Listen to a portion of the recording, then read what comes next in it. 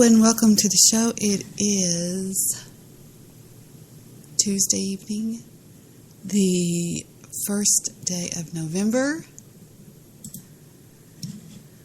and I am Debbie here with you on Spreaker.com, and this is, of course, Debbie After Dark, a late night show when Debbie is here just talking with whatever comes across her mind.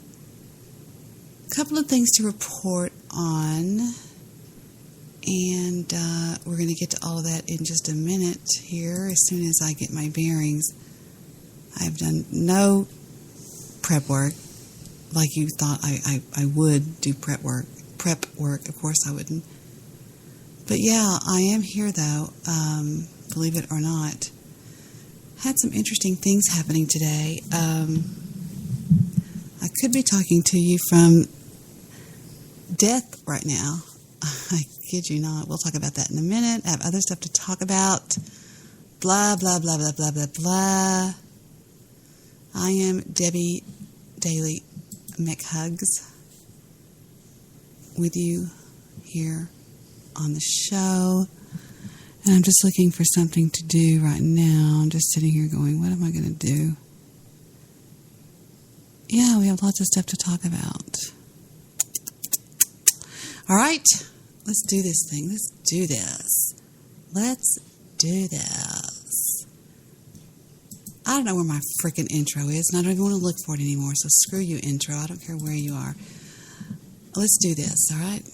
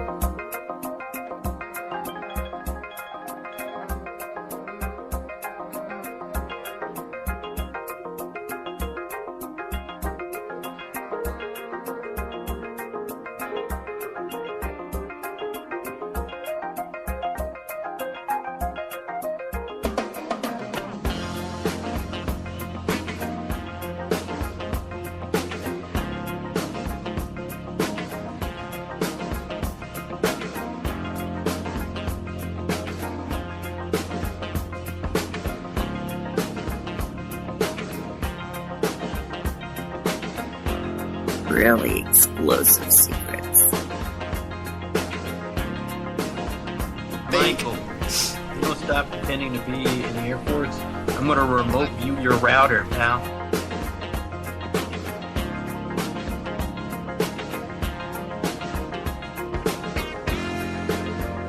If I did that, I would get in a lot of trouble.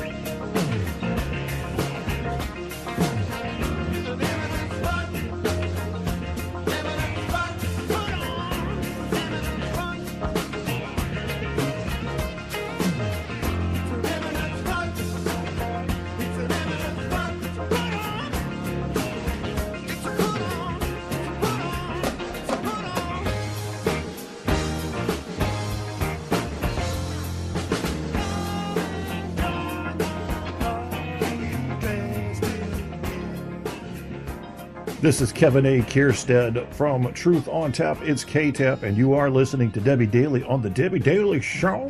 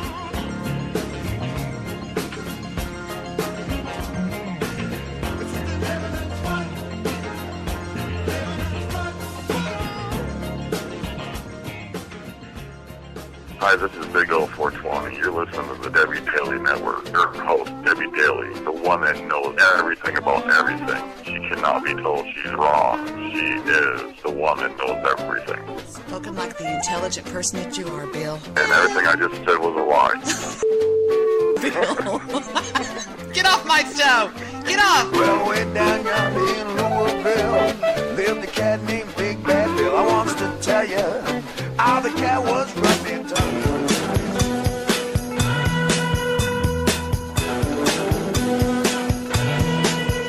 Well, she's all you'd ever want. She's the kind I'd like to flaunt and take to dinner. But she always knows her place. She's got style, she's got grace. She's a winner.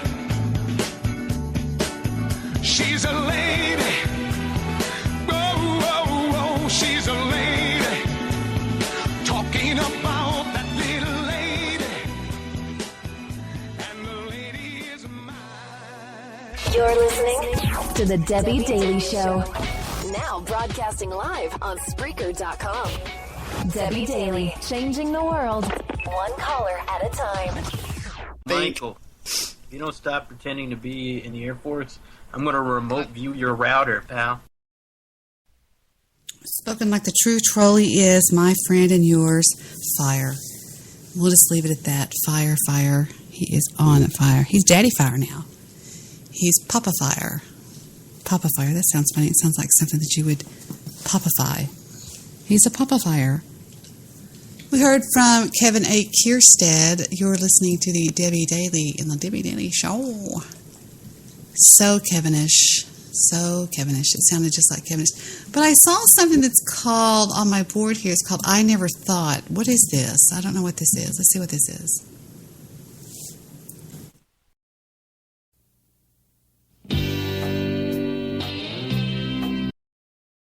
It's Mr. White. When I saw that, I did see my old two favorite songs by Mr. White. I love this one by Mr. White. It's just, everybody calm down. We got stuff to talk about, all right? It's Debi After Dark.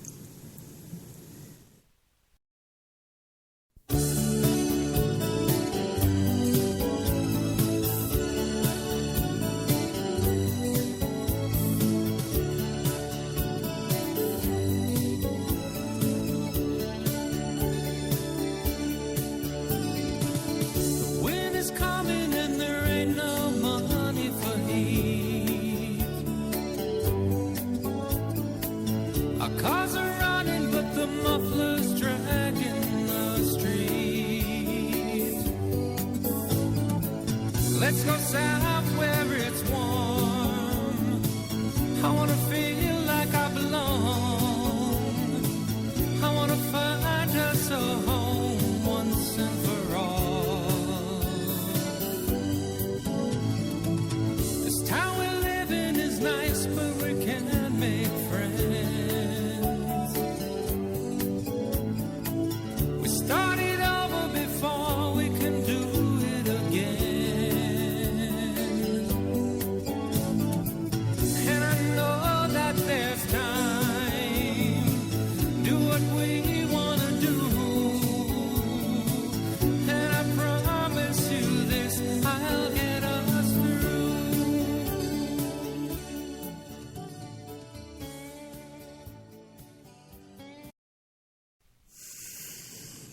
I hate when people say, now what happened? What'd you do now? Well, I had a friend of mine pass away. I found out on Facebook, and I went to the wake. And he's from India, Pakistan, that kind of place over there. And the elders of the family, I guess you could say, had prepared all of this food, right? I never knew this before, but apparently I am no good with spicy foods, okay? And I'm also healthier than I thought I was. I'm going to tell you all about that in a minute. Went there and I was starving. You know that feeling when you're just starving, your stomach's cramping, you're so hungry? Well, get there and I just start pigging out on, I got to see if I can show y'all what this food was called. It was full of this stuff called cumin. Was it Indian or was it Greek? Or Greek. Anyway, look it up. Debbie, there's a little bit of difference. India cuisine. Pearl millet, whole wheat flour, lentils, pigeon peas, black gram, and mung beans. 26 traditional Indian foods that will change your life forever. They had that. It's called biryani, an aromatic rice dish cooked with several spices, saffron, and protein. Momos, they had those. A variation on the traditional dim sum, eaten with fiery red chutney. I had that. I don't remember that. This I think is what got me. A spicy curried chickpea dish served with fried flour bread. It's called Colic or something like that. Oh, and they had that. Anchovies dipped in a paste of turmeric and red chilies and fried. Let me tell you something, babies. And they had that. It looked like chili. It's kidney beans in a thick gravy, popular across North India. Anyway, get there, and they had this stuff right there. It was really weird. I don't remember that. Anyway, that's enough. That was enough. Get there, and I'm starving, and I'm thinking, ooh, this is hot. So I just kept drinking. They had lemonade. They had soda pop. They had this, that, and the other. Blah, blah, blah, blah, blah. Get home. I didn't want to go to work, so I didn't go to work. Laid down and took a nap on the couch. Woke up, and I felt that pain again in my back. It starts in my back. If you take your right arm and reach around and touch your back as far as you can, and at about, well, I don't know. Anyway, it's about right where your waist is. That's a great place to tell you, right where your waist is. And I thought, uh-oh, that's that pain again. And I hadn't felt it for a while. I didn't even realize when I had felt it. But when I went in today, I did. And I thought, oh, fuck. And it just began, what it does is it just increases and gets worse and worse and worse and worse and worse. And so I asked this girl at the hospital, this nurse, I had the best doctor and the best nurses, and I said, is it me, or is this as bad as I think it is? And the doctor and the nurse go, oh yeah, it's bad. It's real bad. We've seen men in here that look like they could, lift a car off of somebody that were doubled over with pain. I said, I've never felt anything like this in my life, because I never had labor pains, because I just walked in and checked in and then walked out with a baby, but I wasn't about to have that exit through me. Well, anyway, get in there, and the first thing they do is they take my temperature and it's so weird. They gave me this thing, because I asked the doctor, I said, look, I'm not your typical idiot here. I want to know what the results are of my testing. What are the results here? He said, okay, I'll give you all the results. Well, he did, and it is so cool, and I don't know what I did with it. I did something with it. Where did it go? I don't know. What did I do with that thing? Oh, here it is. It came in the form of a zip file. Now where is it?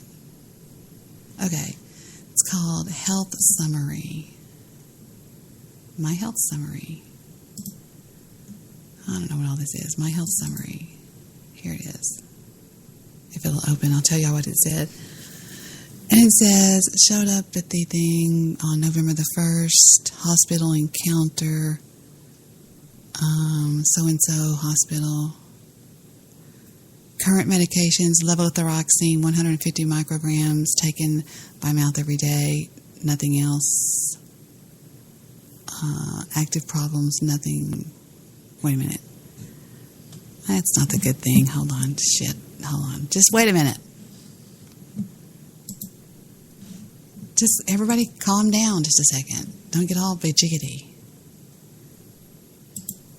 Show full history. Where's my history of that thing I did? Was it on? Yeah. Hold on. I'll get it. Just a minute. I always say that to y'all. I always go, just a minute, even though y'all are just sitting there playing a game, not bothering me. My chart. It's called My Chart. And it's really, you have been logged out of My Chart. Well, log me back in. My Chart username. Okay, I'm going to log back in to show y'all some of this because I was really shocked when I read some of it. Password. All right. What do you mean? I forgot my username. What is my username? My name is...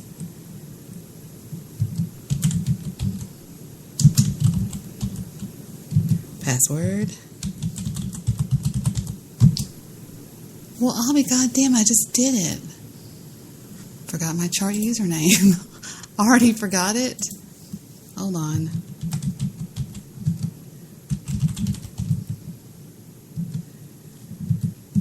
Hold on, I'm having to put some stuff in here. Hold on just a second. I already forgot it? How stupid is that?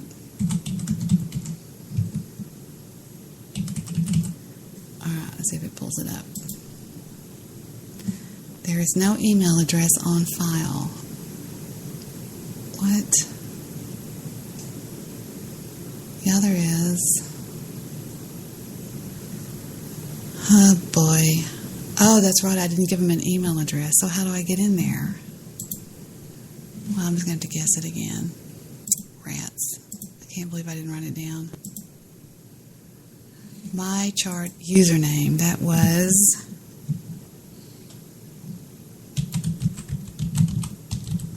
Oh, I had it wrong. I know what it is now. I just remembered. Yeah, okay, I'm there. Additional security. I am not a robot. Don't ask me again. And next. Okay. This is really kind of neat. View your test results. And it says on there, today they did a walk-in, and the first thing they gave me was a chest x-ray, and it was looked at by something Krishnamaruto, and it says fever from an unknown source, in severe to extremely severe pain. Findings, they did a PA and lateral chest radiograph, and it says the heart size is normal. The mediastinal contours are normal. There is no focal opacity over the lungs, no pleural effusion, no pulmonary edema, and no pneumothorax. No displaced fractures are seen. Conclusion, normal chest radiography. Okay? See, I can all kiss my ass. And then it says they did a urinalysis complete with reflex culture. I have no idea what that means. And that's all normal. pH was 7.0. Should be between 5.5 and 7.5. Glucose, negative, normal. Bilirubin, negative, normal.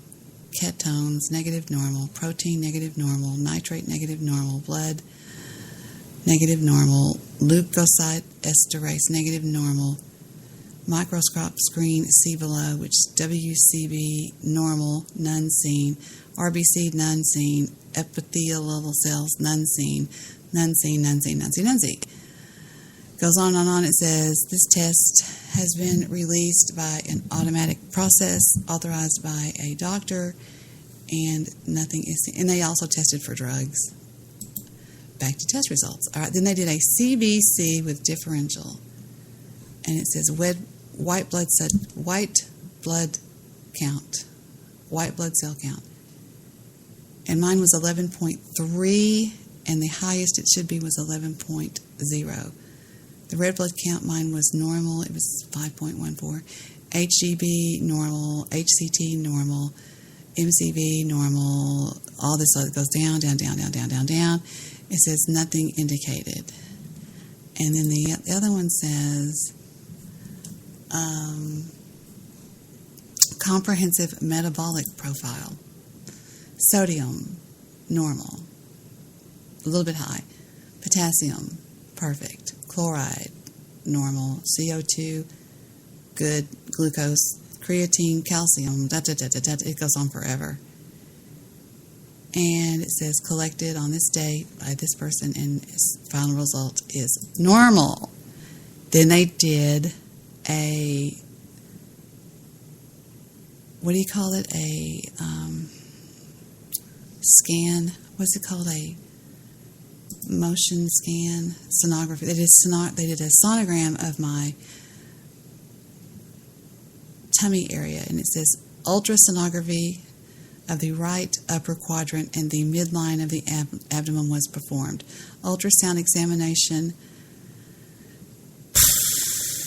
of the abdomen demonstrates a well-distended gallbladder which contained multiple, let's see what this says, echogenic foci with posterior shadowing. I don't know what that is. Let's look this up. Search Google. It is echogenic endocardium. That's not it. How serious is echogenic? No, that's not it. Echogenic focus is a small bright spot seen in a baby's heart. That's not me. Maybe I have a baby in me. I don't know. No, that's not it. That's not it. Well, it just says a bright spot. I don't know what that means. Maybe I just lit up like a Christmas tree. Let's see. Let's go back to this. It says echogenic FOCI with posterior shadowing. One gallstone measuring in 1.7 in diameter. There are no gallbladder wall thickenings or paracoletic cystic fluid. The patient has a negative sonographic Murphy sign, no biliary ductal dilation. The common something, which is something, the right kidney is appearing normal, so is the left kidney. There are no hepatic steatosis. The main portal vein is patent in the normal direction of blood flow towards the liver. The visual portions of the pancreas and the aorta and the inferior vena canal are unremarkable.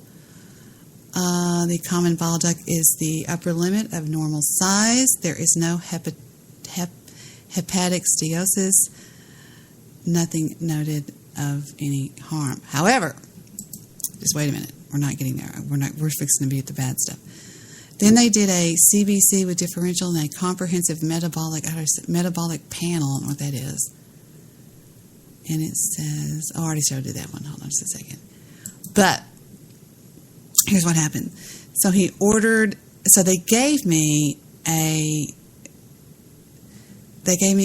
test for influenza B antigen screening, influenza A antigen screening. Thank God both of those came up negative. But the thing that got me was when they ordered a MRI on my abdomen. When they ordered an MRI on my abdomen, they came back and said, wait a minute. And when the other doctor walked in, he goes, hello, I'm Dr. So-and-so. And I went, what do you know who? Yeah, okay, what? And I was like, what? He says, to tell you what's going on, I need to draw a picture for you. And I said, well, I hang out on the internet a lot. Hello, we're from the internet.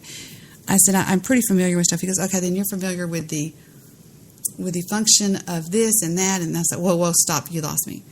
Well, he explained that what's going on with me is when you have, hold on, let me see if I can do this without trying to just sound like an idiot.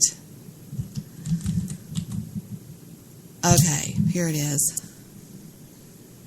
It's called Colic. I don't know how to say this freaking word. This is it. Let me show you what it is. Stop This is what I got diagnosed with.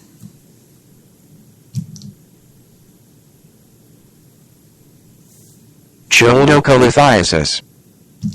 Cholelithiasis. Cholelithiasis. Anyway, and what it is this.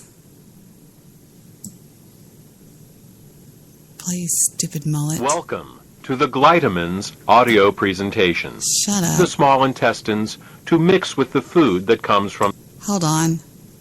coagulated bile. Bile is the green alkaline liquid produced by the liver, which, among other things, helps us digest our food. The liver produces about 1 liter of bile a day and stores it in a muscular sac called the gallbladder. The gallbladder then squirts this bile down a tube called the common bile duct into the small intestines to mix with the food that comes from the stomach. Well, that's what's supposed to happen. Unfortunately, with nutritional deficiencies and exposure to certain toxins, bile can thicken and form what is known as biliary sludge. When this biliary sludge forms, it makes it very hard for the gallbladder to get the bile into the small intestines. It's like trying to squeeze glue through a straw. And the reason you can't see it on an x-ray, on a normal sonogram, is because you just can't. You have to really get in there and see a good picture of everything. So I have sludge. Sorta. It's not that bad, but it's pretty bad. And what happens is, well, let's just let this doorknob tell us. It is out of this biliary sludge that gallstones are formed. Gallstones and biliary sludge disrupt the normal flow of bile, causing 3 different types of problems. The first set of problems is related to not getting enough bile into the intestines. The second set of problems occurs when toxins, unable to leave the body through the bile, back up and accumulate in the liver and the bloodstream. Okay, those first, I'm not either one of those. I'm the last one. The third set of problems occurs when the bile, unable to get into the intestines, backwashes into the pancreas and liver. Let's start with the first set of problems and consider what happens when the bile becomes too thick or full of stones to reach the intestines in required amounts. Basically what happens is there's the bile duct, which is this little tube that runs from the gallbladder into the small intestine and the pancreas, I think. And when it gets like sludgy and stopped up or whatever, you can have some severe pain because everything gets inflamed, and it's just like, it's the worst pain you've ever felt in your life. It's like, oh my God, pain. One of the nurses said, if you've never felt labor pains, this is what it feels like. You've never felt anything like that in your life. Your whole back, the right side of your back hurts. It's a ribbon pain. It wraps around to your right side. The entire right side of your body hurts. But the thing about it is it's one of those pains that you don't know where it's coming from. And it's sort of everywhere. And it makes you feel like you're going to pass out. It's so bad. And it comes in waves. And it's just excruciating. And I was in tears. I was crying my eyes out. I called everybody. Everybody in the family came home. Everybody. Heather came over. She went and picked up Philip. Victor came home. Stephen came home. They all called each other. I thought, and the first thing I said when they walked in, I was laying on the bed. I said, "What are y'all all doing here? What is this?" And they were all just scared to death. I was like, "What are y'all doing?" And I remembered what it was. I remembered the last time that happened, that I had played One Angry Jew show where he said none of them care about Debi. And I said, that's bullshit. Yes, they do. They just work and they're busy. Well, they were goddamn if that was going to happen again. They were all here. So anyway, I get carried out to the car. It was bad. I even felt sorry for myself. I was crying my eyes out. And because I thought, this is just not fair. This is so painful. But anyway, I get there and the guy says, hey, look, the bottom line, I had a great doctor. Oh my God, he was young, he was energetic, he pulled over the chair and sat down and talked to me. He leaned over, he grabbed my hands, he was calming me down. He said, sweetie, look at me. You are very healthy, all right?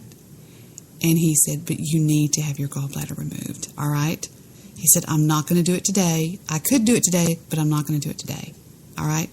He said, you haven't eaten much. He said, you've eaten recently, but not bad enough. He goes, I just don't feel good about it. I said, that's fine. Whatever. You're the doctor. He said, here's what I want you to do. I want you to call this guy in the morning. He's down the hall. He is a specialist on these. He's going to do this. Okay, so you might as well get psyched up for it. You're going to go under the knife. He said, but what he's going to do is a laparoscopy something surgery. And he said, it's you'll be in and out. Okay, and if nothing else goes wrong. He said, you're running a fever right now. I don't feel good about it. And I've discussed it with the radiologist and the sonogramologist, whatever you call it, the sonographers. He says, we had a little meeting down the hall, and he said, I just don't feel good about it. I just don't. He said, you're too upset. Everything's wrong. You've got a fever. You've had a hard day. You were at a Halloween party last night. You had a headache when you woke up. He said, I just don't think you're ready for this. And I said, great. He goes, now I could do this if I wanted to because I could knock you out. He said, here's what we're going to do. We're going to give you something for the pain. He goes, I need you to calm down and look at me. He goes, it's going to be all right. The nurse comes in and she goes, man. I said, what is that? And she goes, it's okay. I'm just going to put in. I had an IV right here in my arm, which hurt like a boo-boo. I hate IVs. It hurt. And she put a stent in there, a little plastic thing. I go, it hurts. And it did hurt. It hurt like a bitch. And she pulled all this blood, first of all, and then she says, okay, what I'm going to do is I'm going to flush out your thing, and she squeezes this saline water in there, and it goes in your mouth, and your mouth tastes like metal and stuff like that. And then she goes, okay, now I'm going to give you 2 medicines. The first one is something or other that's going to help nausea. And I said, but I'm not sick at my stomach. She goes, you're going to be sick at your stomach if you don't take this before what I give you. I said, what are you giving me? She goes, it's called Dilaudid. I said, Dilaudid? What does that mean? She goes, well, it's probably one of the strongest pain reliever out there. It's stronger than morphine. I said, what? She goes, so here's what you're going to feel. Now look at me. When I first put this in here, I'm giving you a low dose. She says, but you're going to feel real flushed in the head, real dizzy, like you don't know where you're at, but I just need you to stay with me, okay? That's just a temporary reaction. So she puts the first stuff in there, and I didn't feel that at all. And then she flushes it out again, and she puts the next one in there, and she's pushing it real slow because it's like this real red-looking brown liquid or something. And I looked over, and she goes, I'm going real slow. And all of a sudden I went, I think I can feel it. And she goes, all right, lean back and just close your eyes and just calm down. And I said, okay. And she goes, now breathe with me. Let's breathe in. And she goes, what do you feel? And I said, I feel real high or something. I was just like going, whoa. I'm still on it a little bit. And I was just like, I don't feel shit now. I mean, I said, you could cut my head off. And then they started taking me to do the other follow-up testing. So that's the deal. That was basically it. It just says, I'm going to have to go get this done because he said, look, sweetie, that's 2 in 6 months' time. He said, you were here in June, and now you're back here again in November. He said, that's less than 6 months. He said, it's going to happen again. And he says that it happens when you either eat spicy food or fatty foods. And obviously fatty foods don't bother me because I'll go get an ice cream or whatever, and have fatty foods, and it doesn't bother me. But he said, it's going to happen again. He said, I need you to be healthy when you come in and say, hi, here I am, let's do this. It makes my mouth so dry. My mouth is still dry. I mean, I was fucked up, man. I mean, bad. I told this nurse, I said, how can people shoot stuff in their arms? That is so horrible. I can't imagine being a junkie on the street that uses those nasty things. Ugh, it's terrible. I can't even think about it because I can't stand that stuff. So they did a lipase, which I have no idea what that means. Lipase says normal. It's supposed to be 73 to 393, and mine was 144. And then they did a CBC, no, I already said that one. Urinalysis complete with reflex culture. I have no idea what that is. And I told you about that one. Metabolic panel. I think it's just that they get you in there and they see you're upset and they don't really know what's going on, so they just kind of just say, let's just kind of give her the works here and make sure she's okay. Because they can tell so much by your blood. It's bizarre. I didn't realize they could tell that much about your blood. You know what I mean? I was like surprised that he says your blood is it's a graft on everything. He says I can tell anything with it, just about. And they didn't find any drugs, of course. He goes, "Do you smoke weed?" I said, if I can get it." He laughed, kind of like he wanted to say, "Yeah, me too." He said, "Nothing else?" I said, "Nope." He goes, "Do you drink?" I said, "Nope." And he was like, "Do you cuss?" Do you know? And I said, "No, I really don't do much of anything. I just sort of whatever." Not saying I ever had, but I don't anymore. I haven't for a long time. So I think he wanted to be sure, and he went ahead. And I think that's why they did the urine analysis thingy. But it doesn't say they tested for drugs, but I know they did. They usually just drop that little drug thing in there and go, "Oh, well, she's on this, that, and the other," and I don't do any of that shit. But, so that's what's going on. So look for that any day. I'll be gone because I know I'm not going to feel well after that for a while. But I'm not on here saying I'm going to die or any bullshit like that. You know, what do you mean his middle name was Clinton? Oh, no. Oh, no. That's funny. I just saw that. So, yeah. Visit summaries. Yeah, it says I went on Tuesday, November the 1st at 5:41 p.m. And then I was there on June 28th at 6:17 p.m. And it says today, it gives you a summary. Preview your summary. Hospital encounter.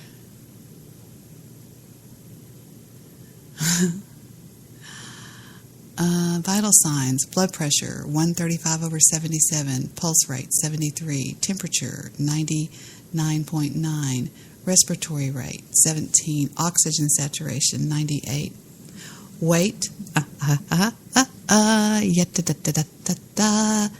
wouldn't you love to know?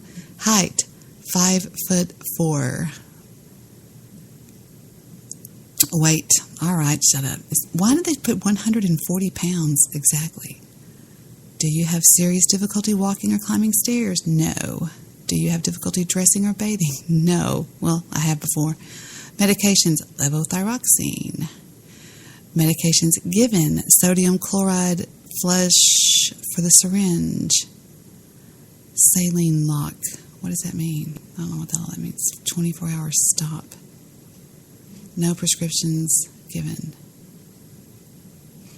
So I thought it was kind of interesting, white, non-Hispanic. Boy, no kidding. Continuity of case document as of November the 2nd. What is that? Oh, they must have updated on the internet. Reason for visit: extreme abdominal pain. Patient seemed to be in, and they have 0 to 10. They have 10. Pain. She was given 150 cc's. What? What is all of that? What is tramadol? Oh, that's a prescription they gave me. I tore it up. I don't need goddamn prescriptions. And they have all the things right here. It says ultrasound examination of the patient demonstrates a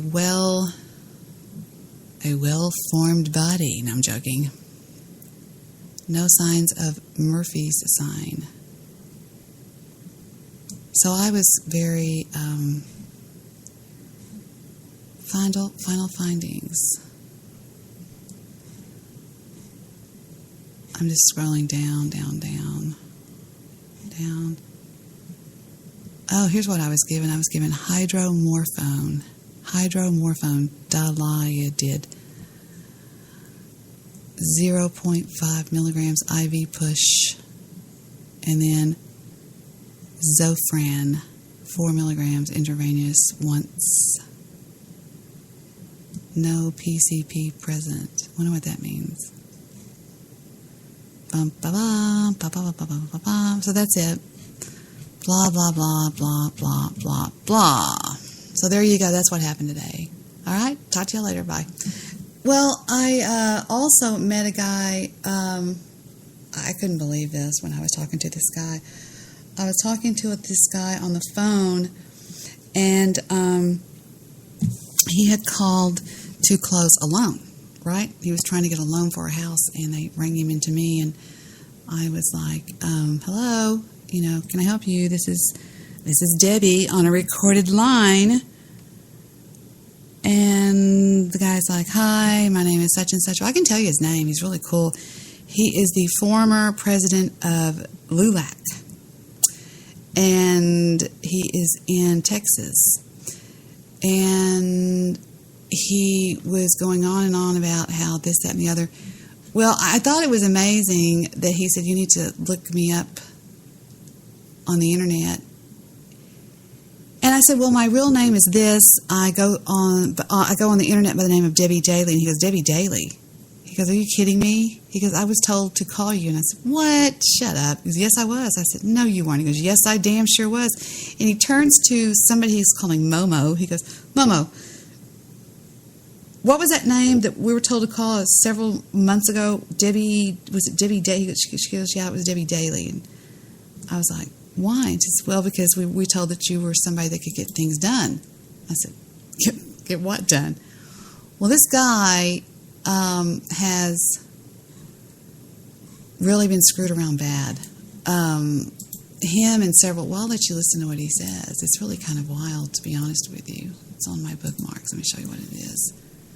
And he talks to me for about an hour, and I thought, I'm on my work line. Oh, shit. And he was like, oop. All right, here's what it says. Here's what he said. Here's him. This is him.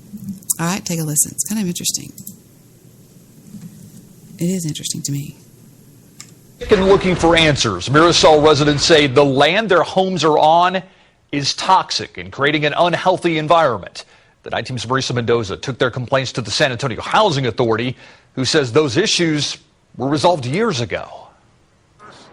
Edna Lopez is tired of feeling sick. She lives in San Antonio Housing Authority's Mirasol Homes on the west side. She blames the materials her home was built with and the land it sits on for her declining health. I'm asthmatic. My husband has diabetes. Lopez was one of a handful of people downtown who attended a peaceful protest organized by the League of United Latin American Citizens, or LULAC. LULAC wants Saha to look at the health problems plaguing about 80 residents there. Okay, here comes my guy. You have to go back and retest these people to find out whether or not there is a common denominator.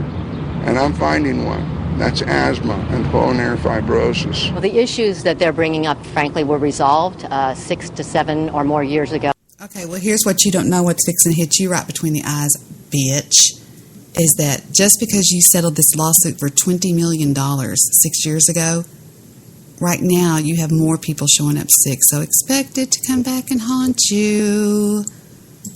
Melanie Villalobos of Salha says LULAC has no new evidence these homes are making residents sick. Well, there is a stipulation in law where there is no, when it comes to toxic tort, okay, toxic tort is when something, these people have pulmonary fibrosis. My buddy says he's got cancer. And this guy is he's a runner. He's healthy as fuck. And,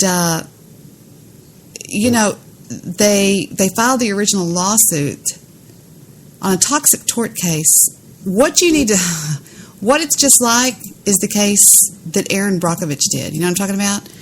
Erin Brockovich was not an attorney. I am not an attorney. She was nothing more than a beginner paralegal. I've got more on her than she will ever have. Oh, yeah, that's kind of stupid to say, Debbie. Erin Brockovich is a consumer advocate, helping people who have adversely impacted whose lives have been adversely impacted by environmental issues. Okay? And these people can't get anybody to help them. None. Period. Zilch. And this guy got his wife on the phone. She started crying. She was like, Debbie, we can't get anybody to talk to us because a lot of these people are just Spanish-speaking people just throwing us off. And they're getting screwed to the hilt. So this was, what is today, Tuesday? This was Monday when I did this. Yeah, yesterday. It was Halloween day. And so I go and I watch some of the Erin Brockovich film. I thought, how did she do this? And so I'm going to go about this the smartest way I can. I hope you're out there listening, people that are going to be fighting me, because I want you to know what I'm going to be doing. I'm going to beat you at your own game. I'm going to beat you, and I'm going to beat you hard over the head with a great big mallet. I'm going to be just like, what does Chet call me all the time? Let me turn this goddamn fan off. And I have something to tell you about Gunner. Gunner got blamed for something bad today that Heather's stupid dog did. My baby, he doesn't do anything wrong. That's his tail wagging. Do you, pumpkin head? Tail thumper. No, don't get up. We're not going to go out yet. You haven't heard Willie Nelson sing. Let me turn off this fan. There, the fan's making me freeze. And I'm doing this. I may need to fly to San Antonio several times, but I don't give a fuck. I'm going to. And I gave him my home phone number, my cell phone, and he called me already a bunch of times. And you know what is actually good is I called my boss and I said, listen, I took a call today. He goes, we already know about it. I said, I need that recording. He goes, no problem. And it's already in my inbox at my office. My cyber office, which is on this computer here, this computer here. I have 2 computers here. Well, I have more than that, but I have to use a Windows computer. You know, Windows computers are really good if you think about it, because everybody does Windows. I never realized it, but things download that I can't get to download. They open that I can't get to open. And what happens is, all right, it says Erin Brockovich. So I watched this, all right? Lest us not forget Erin Brockovich. You have no actual training. I have kids. Learned a lot right there. Yeah, and I'm great with people. When I was first out of high school, I got married and had a kid too young. I'm an extremely fast learner. You got a really nice office. Look. You want my number? I do. How about this for number 6? That's how old my daughter is. 8 is the age of my son. 2 is how many times I've been divorced. 16 is the number of dollars I have in my bank account. I'm so glad we got that out of the way, because I didn't find you attractive either. Then we're even. I'm smart, I'm hardworking, and I'll do anything, and I'm not leaving here without a job. Don't make me beg. In a law firm, you may want to rethink your wardrobe a little. Well, as long as I have 1 ass instead of 2, I'll wear what I like, if that's all right with you. You might want to rethink those ties. Why are there medical records and blood samples in real estate files? Would you mind if I investigate this a little further? What makes you think you can just walk in there and find what we need? They're called boobs, Ed. Can I just... Yeah, just... Hexavalent chromium can be very harmful. So, it kills people. Oh, yeah. You're a lawyer? Hell no. I hate lawyers. I just work for them. We're going to have to spend a little time filling in the holes in your research. Don't talk to me like I'm an idiot, okay? I think we got off on the wrong foot here. That's all you got, lady. 2 wrong feet and ugly shoes. You gotta find a different job or a different guy. For the first time in my life, I got people respecting me. Please, don't ask me to give it up. You're emotional. You're erratic. You make this personal, and it isn't. That is my work, my sweat, my time away from my kids. If that's not personal, I don't know what is. We're gonna get them, Erin, aren't we? They're all signed. Every single one. How did you do this? Seeing as how I have no brains or legal expertise, I just went up there and performed 634 sexual favors. I'm really quite tired.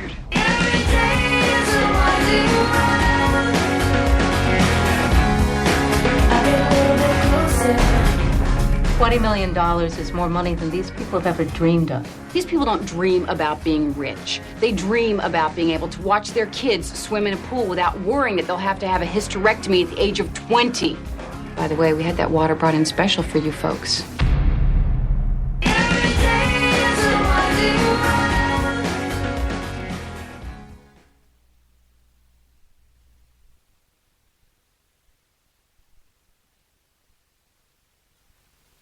Yes, I know.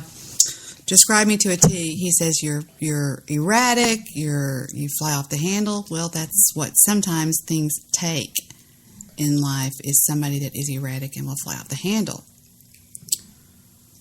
Oh, I love this one. I love this clip. This is exactly what I would say and will say, Counselors?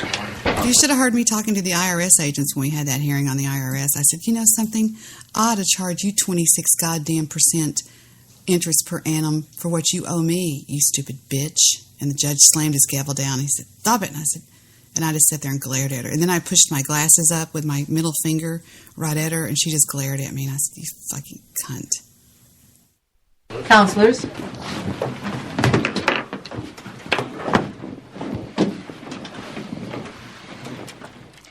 Let's be honest here.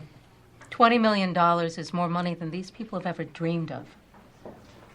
Oh, see, now that pisses me off. First of all, since the demur, we have more than 400 plaintiffs in. Let's be honest, we all know there are more out there. They may not be the most sophisticated people, but they do know how to divide, and $20 million isn't shit when you split it between them. Aaron. Second of all, these people don't dream about being rich. They dream about being able to watch their kids swim in a pool without worrying that they'll have to have a hysterectomy at the age of 20. Like Rosa Diaz, a client of ours, or have their spine deteriorate like Stan Bloom, another client of ours. So before you come back here with another lame-ass offer, I want you to think real hard about what your spine is worth, Mr. Walker. Or what you might expect someone to pay you for your uterus, Miss Sanchez. Then you take out your calculator and you multiply that number by 100. Anything less than that is a waste of our time. By the way, we had that water brought in special for you folks. Came from Well and Hinckley.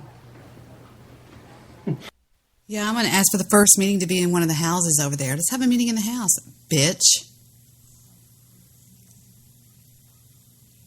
I listened to this guy for an hour tell me the problems that are going on, and I was appalled. Because this stupid bitch at the thingamathingy. Now, I'm not going to be able to talk about this once the lawsuit goes into effect, but I'm going to tell you as much as I can right now. Once it goes into effect, I'll be under a complete gag order, and that's fine. But I'm not even giving you that many specifics. But this woman over there at the HUD housing, whatever, well, we settled this lawsuit 6 years ago for $20 million.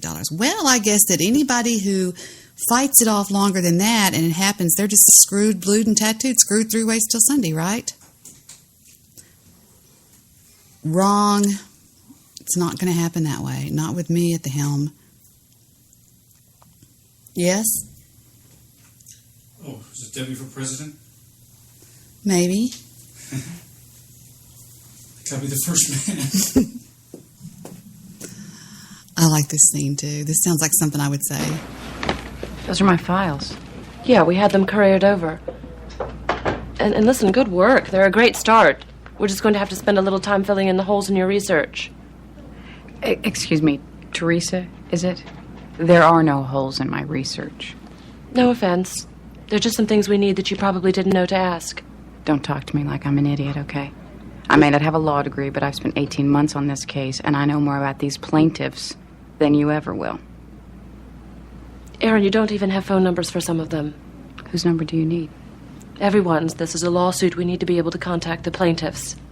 I said, whose number do you need? You don't know 600 plaintiffs' numbers by heart. Victor, do I remember phone numbers? Yeah. Yeah. It's scary how I remember phone numbers. It's weird.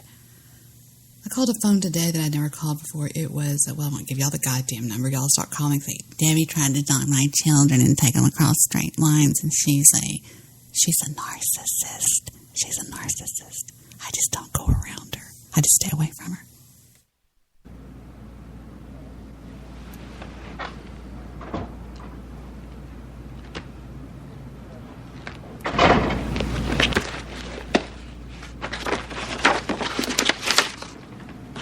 Annabelle Daniels. Annabelle Daniels, 714-454-9346. 10 years old, 11 in May, lived on the Plume since birth. Wanted to be a synchronized swimmer, so she spent every minute she could in the PG&E pool. She had a tumor in her brainstem detected last November. An operation on Thanksgiving shrunk it with radiation after that. Her parents are Ted and Rita. Ted's got Crohn's disease. Rita has chronic headaches and nausea and underwent a hysterectomy last fall. Ted grew up in Hinckley. His brother Robbie and his wife May and their 5 children, Robbie Jr., Martha, Ed, Rose, and Peter, also lived on the Plume. Their number is 454-9554. You want their diseases?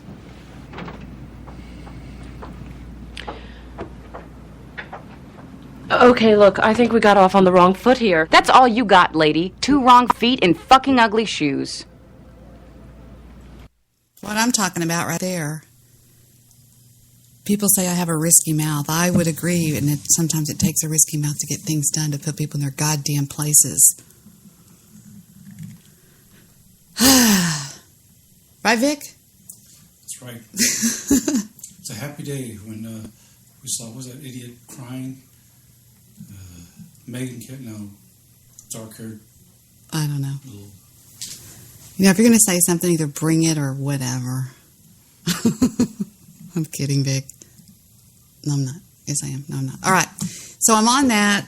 I'll be dealing with that recently or whatever in the coming future. And I won't be able to say anything about it. But if I'm not on here, I don't. Then you'll know why. And,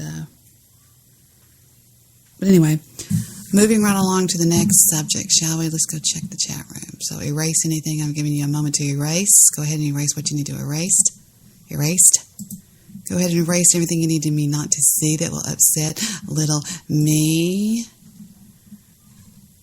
Where are the other speaker faggots? Jimmy fucking Lethal. Maybe Debbie will have a possible divine intervention story from her surgery. Maybe she will have some OB due to drugs and low oxygen and imagine she's in heaven. Maybe I will. Maybe I'll die. What a silly twat. Debbie fucking ignoring the chat. I'm not ignoring the chat. I just have to talk if you don't mind. Oh, really? Let me tell you something. Jamie Lethal. If you... give me her number. Halloween was yesterday. She needs to get high stat. If it's some kind of painkiller, I doubt Debbie tore anything up. What? I guess if it don't end in Odin, Debbie don't trust it. Would you please talk right? Oh my God, she totally lost it. I knew Debbie was heading down Q-bad path, but fuck. She must learn to drug again. Yes, I've absolutely lost it. I have absolutely lost it. Absolutely. I'm just off the chain here. The reason... What? There's that stupid B-A-L-L. Don't talk about B-A-L-L. He knows how to spell it. He's looking right at you. Yeah, he's looking right at you because he knows what it is. What are you holding up? Is it the glow-in-the-dark, B-A-L-L? Yeah, the one Steve was looking for? Yeah. It was over here in the... I know I washed it because it had slobber on it. Okay, I'm going to put it out there so you'll... All right. Yep. Game Boys are cool. I'm playing Pokemon Yellow. What are you playing, Stabby? And I'm the idiot. I'm rolling a Dutch who thinks he's a badass on Fade to Black. What a fag. I even gave him my dogs. Jimmy. Hi, Jason. And me, and you, and me, and you, and you, and me. Probably because I'm on late. I don't really care. I mean, podcasts are made to be, hi there, Anonymous. That was a huge, long story. Tell Vic that if he doesn't start treating you right like a princess, Stabby will. Ha! Yeah. Oh, I believe you. I don't care what you have to say, Jimmy. That was a 45-minute tangent on the history of Debbie's medical condition. Well, Stabby, then I know. Don't listen. Maybe, if it makes you feel better. Not one of you faggots have hit like. There's still 0 likes. And yes, I pissed off the bronies. Just one of the bronies, but I've been told that they're going to get over it. I was in an IRC with them, and this girl in there brings up Muslims and says that Trump wants to get rid of all the Muslims. I said, no, he doesn't. Trump wants to, don't misquote somebody like that. Don't be a Hillary Clinton. And so the girl speaks up and she goes, oh, well, who is this? Who is this here talking? And I said, well, it's me. My name's Debbie. I had a different name going. And I said, you so there, I won't stop you. This is your chat room. Well, anyway, so I said, she said something about Muslims or something. And she says, one of the greatest Muslims we have in this country is Muhammad Ali. I said, Muhammad Ali is not a Muslim. I said, he's a convert. He wasn't born in a Muslim country. He was born in the Bronx. She goes, well, so that means he's not a Muslim? And I said, somebody get this off of me. Get this person off me. Well, it comes to find out she was the main She's one of the main big dicks in there. She kicks me out of the IRC, and I went, what? Well, they get upset with her, and like, what are you doing? That's Debbie. She's a friend of the show. She's a friend of ours. She's a friend of it. So I don't know what's going on. It's just going to have to work itself out. I don't kiss anybody's ass, so fuck them. But anyway, so this is a pretty big deal I'm going to be working on here. I'm kind of excited about it, really, to take it on. But it's going to take a lot of digging around and looking around and asking a lot of questions and doing a lot of research. But I already have an attorney that's going to do all the paperwork. I mean, I'll be doing the paperwork. I just need a signature. I just need a thingamabobby. But this guy has even. There's another one that he did. Wait a minute, I'll show you another one he did. And I couldn't believe it. I couldn't believe this guy. He was calling for some. He didn't really know why he was calling. Well, anyway, never mind. I'll tell you about that in a minute. Hey, I could just play clips and music, but y'all always say, you just never talk. So here I am talking, so get used to it. If you don't want to hear me talk, then don't listen. Here's another one that for some reason, I clicked on. First I was researching this guy to make sure he was for real. And this is it, right here. At the intersection of Fortuna and Precious, these were federal funds that were squandered past residents. That's him talking. Federal funds that were squandered. And homeowner advocates consider these streets the crossroads of bad business. On a worthless piece of property. Ed Ocampo once lived on Precious Street. Worthless homes that cannot be even resold. The former Marisol subdivision resident is one of dozens of people who fell victim to shoddy construction. Criminal intent was the entire purpose. On Monday, HUD gave the San Antonio Housing Authority permission to demolish around 40 homes in really bad shape. Yep, I'm quite sure that HUD did, because getting rid of evidence is the best way to do that, okay? He says that I've lived here for 5.5 years. I was on a lease to purchase program, and my escrow was kept. Gunner. He was drinking out of my toilet. Did you hear a thing go thoink? It says SAHA sued developers, and they settled for $20 million. The builders had to pay up. Now here's what's going on. They're wanting to tear them down, and they got the okay to tear them down. I thought, well, go ahead and tear them down. I don't care. If I got sick over at Stabby's house with something, thank you, Gunner, that made me deathly ill, which would be probably from one kiss. It doesn't matter if he tore the house down or he's dead. I can still prove that that's where it came from, and if not, I will. It's going to be tough. It's going to be a long, hard road, but I'm going to do it. I'm going to do it, and I'm going to do it like a bitch. I mean, I'm just going to do what I feel like I need to do. And hopefully this will happen at the end. We'll see. Okay. Mm-hmm. All right. Thanks so much. Bye. Oh, what's up? I have your bonus check. Oh, yeah. Now, I want you to be prepared. His figure's not exactly what we discussed. Why not? Because after careful consideration, I felt that figure was not appropriate. Although you may not agree, you have to trust my experience and Trust? judgment. You want me to trust you? Do me a favor, Ed. Don't use big words you don't understand. It's a complicated issue, Aaron. You're not I did a job. lawyer. You should reward me accordingly. It's not complicated. You know what? That is the fucking problem. All you lawyers do is complicate situations that aren't complicated. Do you know why people think all lawyers are backstabbing, blood-sucking scumbags? Because they are. And you know, I cannot believe that you were doing this to me now when I'm up to my ass in Kettleman plaintiffs, which, by the way, looks like it's going to be double the amount that we had in Hinckley. And you expect me to go out there, leave my kids to be looked after by strangers, knock on doors, get these people to trust you with their lives, and the whole time you're screwing me. And then she looks down and sees the check is made out for $2 million, and... I want you to know something, Ed. It is not about the number. It is about the way my work is valued in this firm. It's about how no matter what I do, you're not...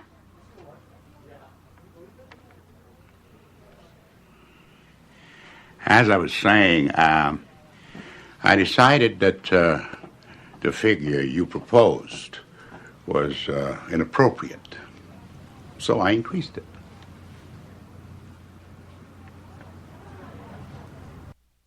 And upon further research, she was supposed to get 200,000, and she ended up getting 2 million.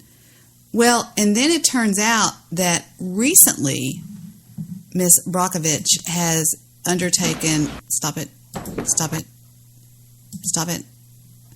She has recently, in January of this year, 2 decades after Erin Brockovich instigated the largest direct action lawsuit in history, the gutsy mother is still fighting for clean water. Her most recent crusade is in Flint, Michigan, which reached a national stage last week, prompting President Obama to declare a state of emergency and the state's governor to activate the National Guard. In a post on Michigan Live, Erin Brockovich is credited with bringing the controversy to a fever pitch earlier this year, something few other outlets have highlighted. Excuses, excuses, read Brockovich on January the 20th.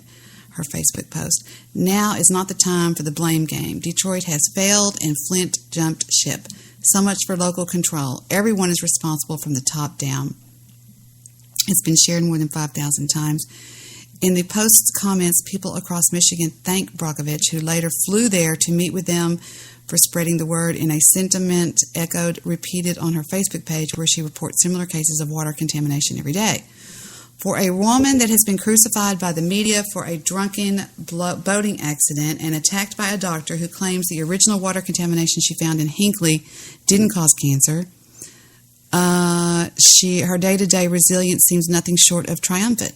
Her acute ability to connect with people is a result of her own upbringing, make her a unique and powerful voice that, as Flint has proven, can incite change. But perhaps a larger than Brockovich's story of rising from an impoverished single mother to a world-renowned environmental activist is the largest issue that has gotten her there. The situation in Flint is not an isolated one. Looking at her Facebook, it's clear that hundreds of thousands of Americans are living with contaminated drinking water. Blah, blah, blah, blah, blah. Blah, blah, blah, blah, blah, blah. Brockovich's latest cause is one that she says is on the fast track to becoming the next Flint in Stockton, California. Congratulations, she wrote to the local government. You're adding ammonia to your drinking water because you're too lazy and cheap to remove the dirt. It's one of many cases that Brockovich is fighting for. Scenes that she's seen too many times, and with the help of the federal government, she's going to get something done. If you could have heard this man talking to me, you would have died. You would have been, well, maybe. I doubt you guys would. Y'all are all so hateful and horrible, mean, nasty, rotten, stinking people. No, I'm joking. I'm just giving y'all bullshit about it.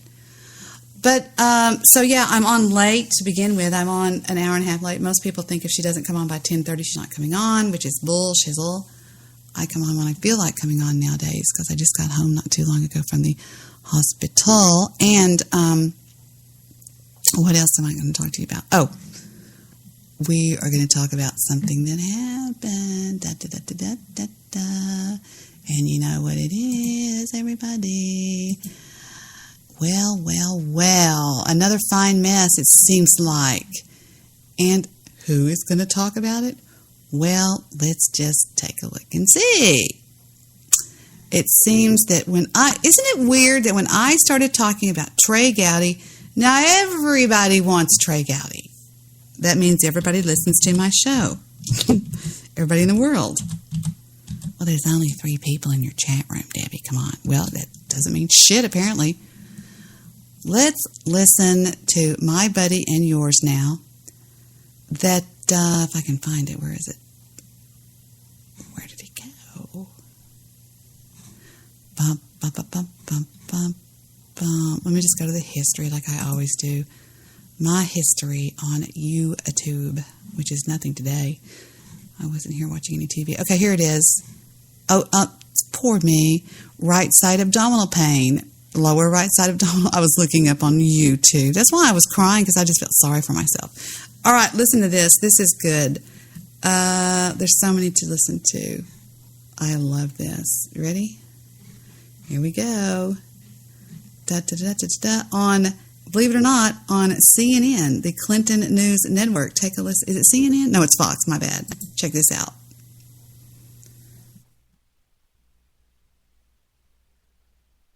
I've said it was a mistake and I regret it, and now they apparently want to look at emails of one of my staffers, and by all means they should look at them. And I am sure they will reach the same conclusion they did when they looked at my emails for the last year. There is no case here.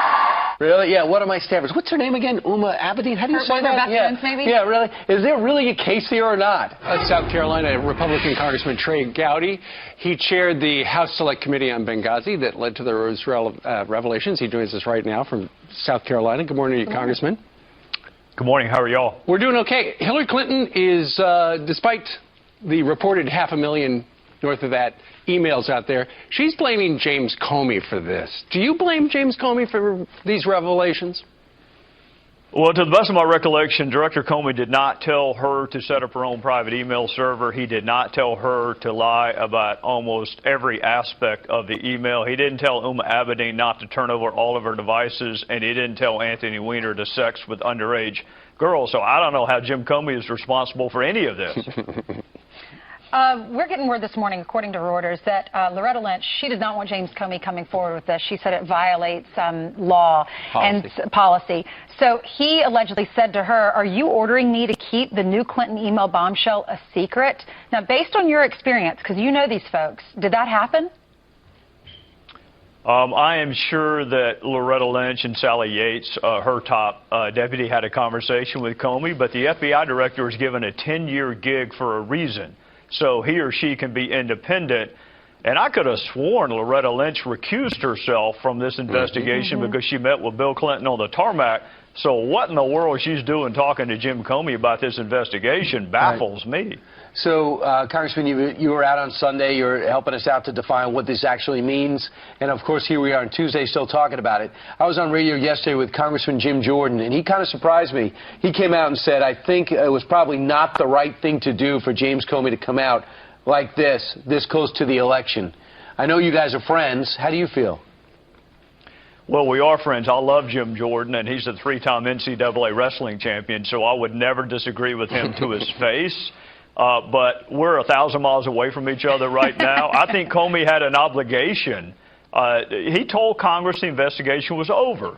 So new evidence came to light. He could have either sat on it and been criticized afterwards for not telling us, or he could have done the transparent thing and said, look, I'm notifying you. He didn't comment on the substance of the emails. He didn't even say that it's directly related to Secretary Clinton. He just said the investigation has reinitiated. So I viewed it as a notice document, and the timing, again, is not Jim Comey's fault. It is not his fault this is coming up a week or so before the election. That is Secretary Clinton's fault. You know, in South Carolina, there's a saying, it all comes out in the wash. Remember being taught that? Sure. At least we were.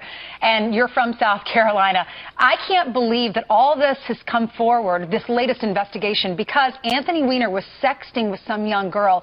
That could cost Hillary Clinton the election. Well, that'd be ironic. Yesterday, she acted like she didn't know who Uma Abedin was, which... I can't believe this little bimbo, this little blonde bimbo, asked what such a moronic question, or as Bathtub Girl says, a moronic. She did a show called Moronic People. It's moronic, you idiot. I couldn't believe she goes, I can't believe that Anthony Weiner's sex exploits are going to cost Hillary Clinton. What the fuck? And you can tell on this guy's face, on Trey, which I call him Trey, on his face, he's thinking, what a stupid question. And he even says, isn't that kind of ironic? Isn't that stupid? Let's hear this idiot's question again. She goes, isn't it ironic? No, it has nothing to, what are you talking about, you idiot? I can't believe that all this has come forward, this latest investigation, because Anthony Weiner was sexting with some young girl. That could cost Hillary Clinton the election. Well, that'd be ironic. Yesterday, she acted like she didn't know who Uma Abedin was, which is laughable. She has no closer aide than Uma Abedin. And by the way, these are not Uma Abedin's emails. I don't think anybody cares about her emails. Right. They would be emails that Secretary Clinton either authored or received. Sure. So these are not Uma Abedin's emails. These are Secretary Clinton's emails. So she can act like she doesn't know Uma, but we know better. Sure, it all got backed up. It sounds like her smartphone backed up on that thing, and now she's going, I don't know how that happened. I got to ask you this. The letter that came out from the Department of Justice yesterday, that they would be working with the FBI to try to sort through this stuff as quickly as possible, although, you know, they're not going to be able to do it before the election. It was signed by a fellow by the Assistant Attorney General Peter Kadzik, I believe. I was noticing on some of the blogs this morning, they say this particular guy is actually a close friend of John Podesta, who's the chairman of Hillary's campaign. Do you see the possibility of politics working into this? Well, in the interest of full disclosure, I have had many, many differences with Peter Kadzik, both publicly and privately, but I actually don't think it's a problem. For this reason, Peter Kadzik doesn't make these decisions. They're made at the top of the DOJ. I've been very critical of the politicization of the DOJ. Right. I think it is terrible the department.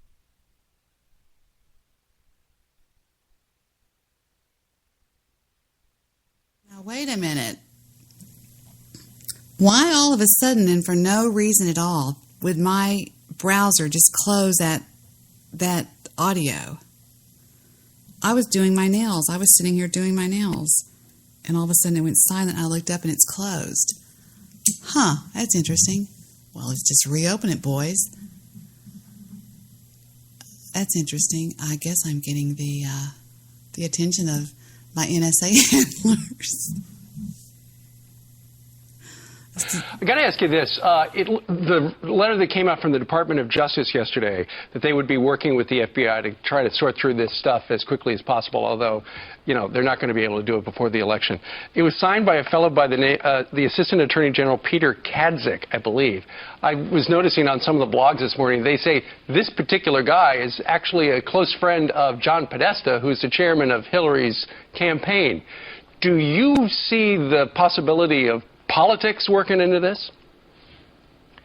Well, in the interest of full disclosure, I have had many, many differences with Peter Kadzik, both publicly and privately, but I actually don't think it's a problem. For this reason, Peter Kadzik doesn't make these decisions. They're made at the top of the DOJ. I've been very critical of the politicization of the DOJ. Right. I think it is terrible the Department of Justice has been politicized. But Peter Kadzik is not a decision maker. He is a messenger. Right. And Congressman, just get us clear on this. Intent seems to be the big word. The intent doesn't matter when it comes to a guy on a nuclear submarine taking a picture to tell his parents what he was doing when he's at sea. Intent didn't matter with General Cartwright. Does intent matter? If Hillary Clinton didn't intend to violate security procedures, does that matter? No, and that was my whole point of difference with Director Comey. Had Congress intended to require specific intent, we would not have used the phrase gross negligence. Those are two different standards. So Congress intentionally used the phrase gross negligence. He said extreme carelessness. They mean the exact same thing. Mm-hmm. An intent to harm the country is what we call treason. So we wanted to criminalize conduct below treason. Just simply being grossly negligent with our nation's secrets is a crime. So, again, I disagreed sharply with Director Comey when he read that element into the offense. So I have been critical of him in the past. Mm-hmm. I have been supportive of him in the past, depending on the facts. And you support this move? I think he had no choice but to notify Congress that his previous testimony had changed. Mm-hmm. All right. Congressman Trey Gowdy, thanks so much. Appreciate it. Yes, sir. Thank you all. All right. 80,000 emails returned to the State Department in 2014, 110 emails in 52 email chains have been determined by the owning agency to contain classified information at the time they were sent or received. 8 of those chains contained information that was top secret at the time they were sent. 36 of those chains contained secret information at the time, and 8 contained confidential information at the time. That's the lowest level of classification. Although we did not find clear evidence that Secretary Clinton or her colleagues intended to violate laws governing the handling of classified information, there is evidence that they were extremely careless in their handling of very sensitive, highly classified information. Very powerful. Now, days later, Comey had this exchange with Congressman Trey Gowdy that offered more evidence that Clinton not only has not been honest, but Comey's admitting she broke laws. Watch this. Secretary Clinton said there was nothing marked classified on her emails either sent or received. Was that true? That's not true. There were a small number of portion markings on, I think, 3 of the documents. Secretary Clinton said, I did not email any classified material to anyone on my email. There is no classified material. Was that true? There was classified material emailed. Secretary Clinton said she used just one device. Was that true? She used multiple devices during the 4 years of her term as Secretary of State. Secretary Clinton said all work-related emails were returned to the State Department. Was that true? No, we found work-related emails, thousands, that were not returned. Secretary Clinton said her lawyers read every one of the emails and were overly inclusive. Did her lawyers read the email content individually? No. Lie after lie, law after law broken. Now, there's also the question of if Clinton's own doing, if this is her own doing, if that doesn't sink her campaign, and she actually, God forbid, wins the White House, what happens the day after, on November 9th? Well, here's my point. If the shoe were on the other foot, and this was something that Trump had done, can you only imagine the big deal that this woman would be making out of this? I mean, she blows up things like, did you know that Trump actually said to this woman 25 years ago, hey, baby, nice ass? He hates women. He hates women. He's a racist. And overlooking the lying to the American people, straight to their faces. Now, maybe that's okay with you. I mean, we're talking about apples and oranges here. I mean, we're talking about somebody that is making a big deal. Wake up, America. She is probably the worst thing ever to happen to this country. And she continues to be that way. Like I told y'all the other night. I know some of you have already voted for her, and for that you will, of course, be forgiven. But I'm just saying, this just gets more and more and more and more interesting. This just gets worse and worse and worse. And am I loving it? No, I don't love anything like this, because she's more than likely going, unless she goes to jail, I don't know what's going to happen, but she's more than likely going to win the office by the electoral votes, because she's actually already won the states that she needs to win. You know what I'm saying? And if they go off these, what they call super delegates, then they're really screwed, blued, and tattooed, as you know.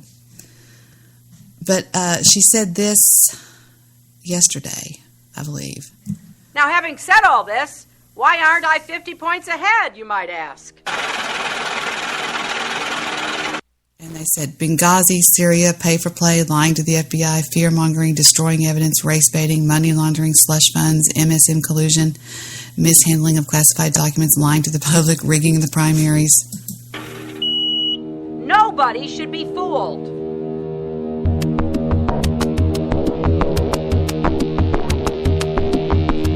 I'm telling you, people, you need to be careful. Hillary Clinton's campaign is collapsing. I mean, it is falling apart like a cheap watch. Like a cheap watch. And I found this new this new YouTube channel that I love her. I love this channel. I don't know why. I just love it. And yeah, here is another little piece of audio I wanted y'all to listen to. Right here. There are those who say, and many, that the timing of this is really questionable, really inappropriate on the part of Comey. What's your reaction to that? that not a single one of the facts at hand is directly attributable to Director Comey. First of all, I told y'all that these representatives are not going to let this die. They're not. And they're mad mostly about Benghazi because they know stuff we don't know. They're not going to let this die. He didn't tell her to set up her own private email server. He did not tell her to mislead the public about whether or not she sent or received classified information. He did not tell Uma Abedin, hey, don't turn over all your devices. And God knows he didn't tell Anthony Weiner to sext with underage girls. So none of that is Jim Comey's fault. The timing is a direct and natural consequence and probable consequence of decisions Secretary Clinton made years ago. So I wish we had known this a year ago. But is that Comey's fault that we did not know she had a private server 2 years ago? No, that's not the FBI's fault.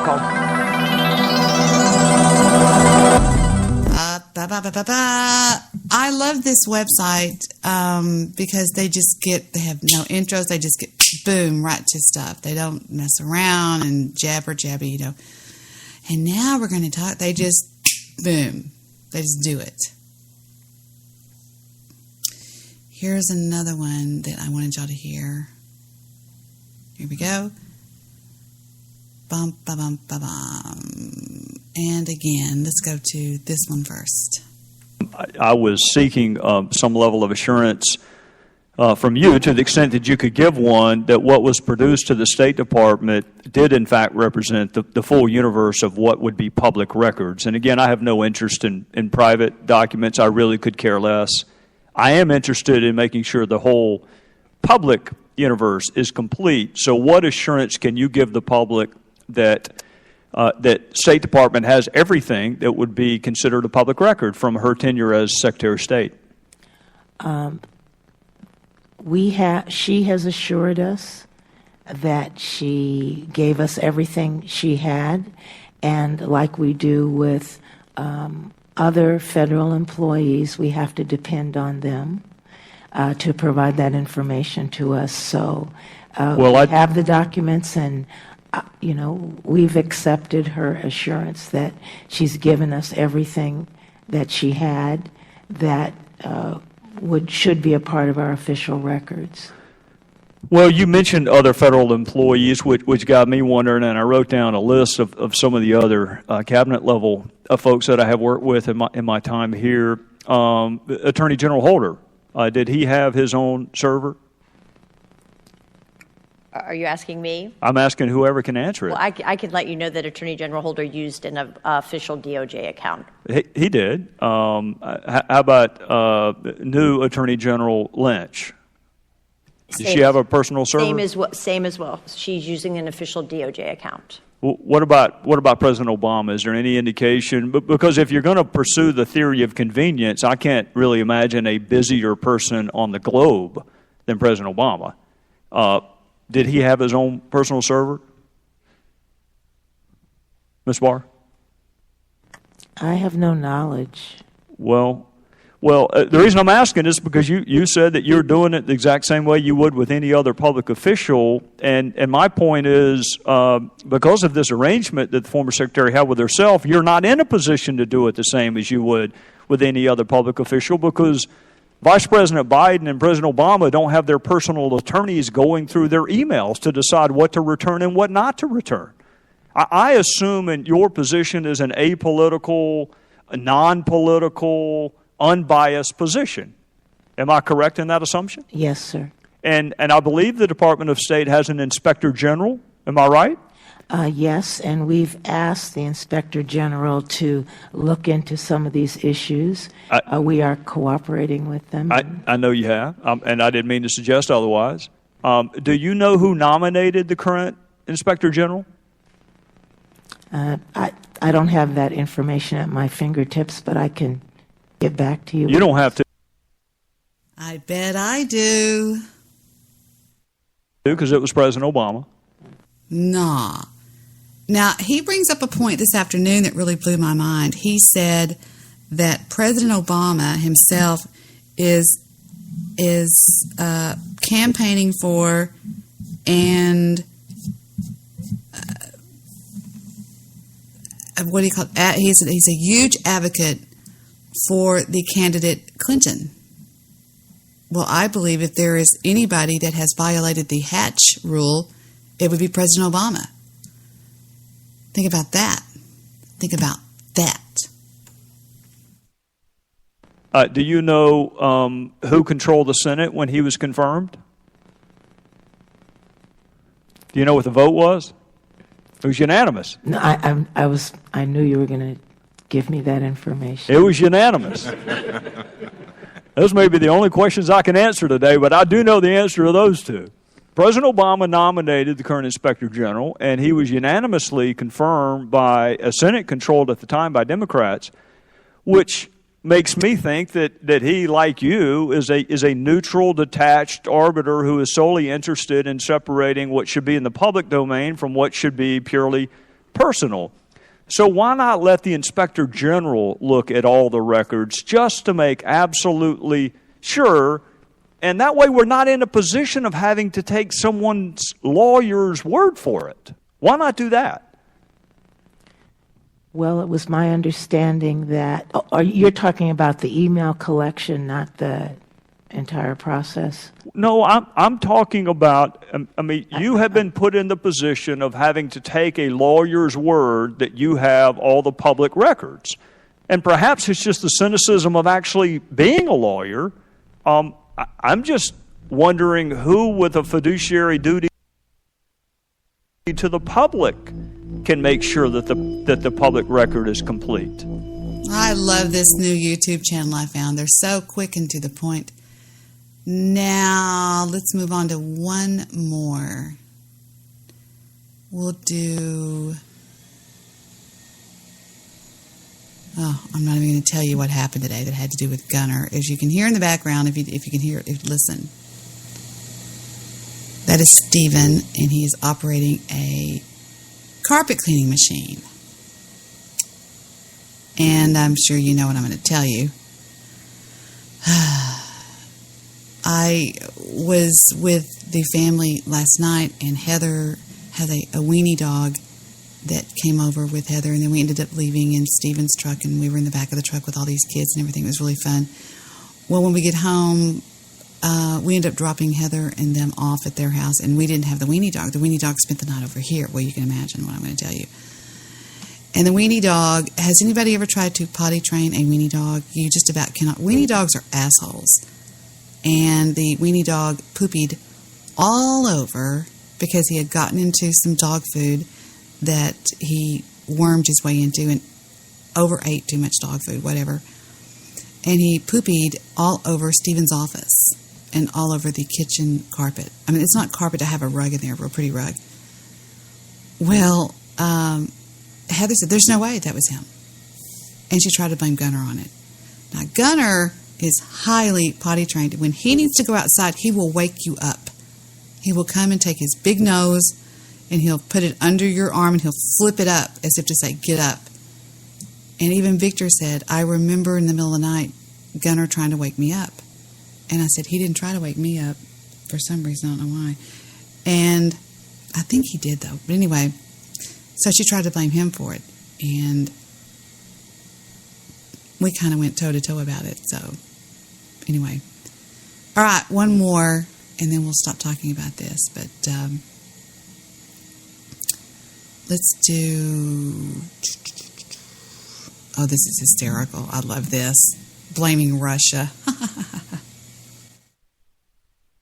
And of course, the people Donald Trump has around him include two men whose activities are reportedly being investigated for their ties to Russia, Vladimir Putin, and Putin's allies. So in these last days, let's not get distracted from the real choice in this election and the consequences for your future. She is the biggest liar I've ever seen in my life. The way she twists things. She's good. She's good at what she does. She twists the truth and just unbelievable. Unbelievable. Here's something a bit Megyn Kelly did. This isn't that website. Is that these are hacked emails that were stolen by Russia. Right. And They haven't denied it. What? Excuse me. Let's point out Russia's already been documented editing emails they released during the Democratic convention and fabricating emails through Guccifer. But with all due respect to your argument, there were some that people had created fake that were online, and the Clinton camp was quick to say those are fake. We have not heard that, and you know what? This sounds like Nira. I know her a little bit. Actually, it really TV. Doesn't, Megan. Yes, it does. Come on. She's a straight Megan, shooter. The real outrage is watching. Unlike the way you're being right now. She knew it just like the American people know Megan, it, David. The real outrage here, that and I'm they surprised. wanted to get away with Megan, it. That's Megan, why they didn't put it out there that she was using the private server. Can we stop embracing Russia's strategy of undermining our democracy by validating their emails and watching Donald Trump, we've in fact, mentioned that many embrace times, this and effort we've to done whole sabotage? segments on it, but now we're going to talk about what Nira is saying. Go ahead, David. Megan, this is like a shoplifter getting caught by surveillance video and then saying the surveillance video is lying. I mean, look, Hillary Clinton is arrogant, she's cavalier, she's reckless, but she's not dumb, Megan. She basically went into this sort of like a white-collar criminal case I had recently where the person involved in it basically, let's get this straight, had assurances from the top of the food chain that there would be no consequences to their actions. This is exactly very similar, but it was an embezzlement case. I find that to be extraordinarily similar. And that's got to be what happened here, Robert, is the FBI's investigation pointed to criminal conduct. There's no question about it. All the agents involved in the investigation said it was criminal conduct. The charges should be filed, this is what I want to and ask guess you, what? They weren't. All right, but this is what I want to ask Robert, because what we've seen in these emails, it's one of those, you kind of walk away thinking with friends like these, who needs enemies? But, of course, no one would fare very well if all their emails were made public in their defense. But they complain about her judgment. They complain about what they perceive as a lack of her core, that there's no message, that she seems to be relying on the speechwriters for everything as opposed to the one, dictating to them what she stands for. And it leaves you with a sense of hollowness. Megan, what should leave you with a sense of hollowness and outrage is the fact that you have Vladimir Putin and Russia trying to undermine our democracy. Excuse me, Megan. Let me finish my point. You don't even know that. Excuse me, Larry. I didn't interrupt you. And let's be clear about this. Let's be clear about this. He changes it every time, David. It's kind of fun. No, let's. Okay. Let's. I'm sorry. My mistake. I've decided to disclose one of my emails to you people. Dear Angela, a friend of mine sent me a link to your most recent podcast. I knew it was directed straight at Brian. Angela, you have come to the clear realization that you have done this to yourself. Here's the reality.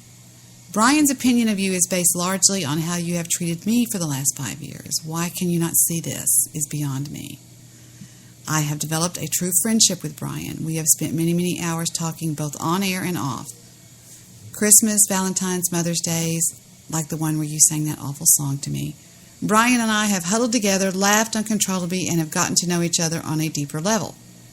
I would defend him in any situation. I know him. Brian detests hateful, mean people. Even if your hate is not directed at him, he abhors it. Trust me, I know this. Why can't you understand that your misguided hatred of me has put you where you are? We have discussed this ad nauseum, yet you continue to hate and slander me and my family. You even said last night, quote, some people deserve to lose their houses. What does that even mean? Angela, you need to see a doctor. Sit down with them and say the following. I have become obsessed with a woman in Texas. They will help you to come to terms and deal with whatever deep-seated issues you have that you are misdirecting at me. You don't even call me by a human name. You call me dumpster. What is that? You say that I want you back on your podcast. You know full well that is a lie. You say so many awful, cruel things about me and Brian, and you know they're not true. How many times have you and I even spoke? 8, 10 times maybe? Angela, I don't presume to know what awful thing has happened to you in your life. I do know this. Denying them is very dangerous.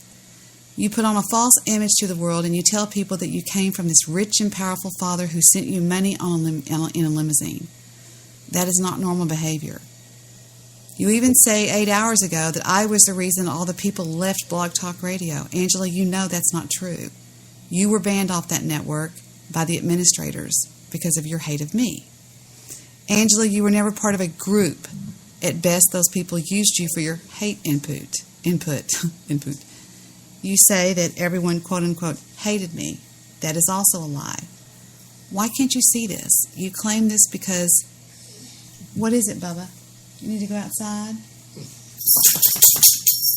All right, hold on. I got to take Gunner outside. Hold on. We're going to go right now.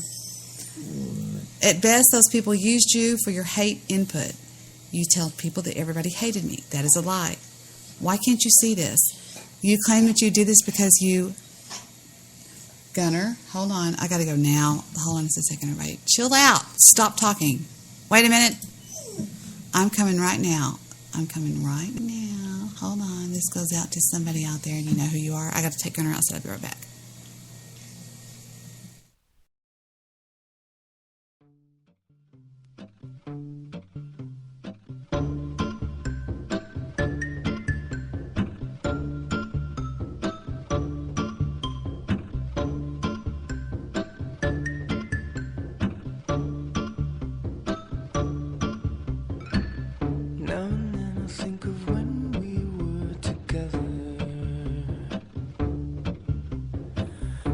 You said you felt so happy you could die. I told myself that you were right for me, but felt so lonely in your company. But that was love, and it's an ache I still remember.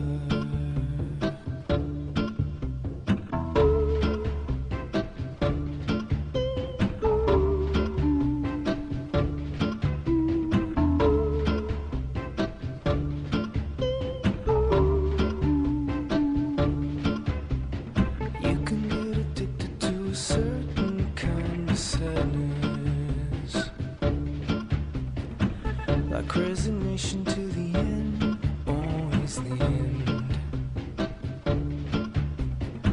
So when we found that we could not make sense, well, you said that we would still be friends. But I'll admit that I was glad it was over.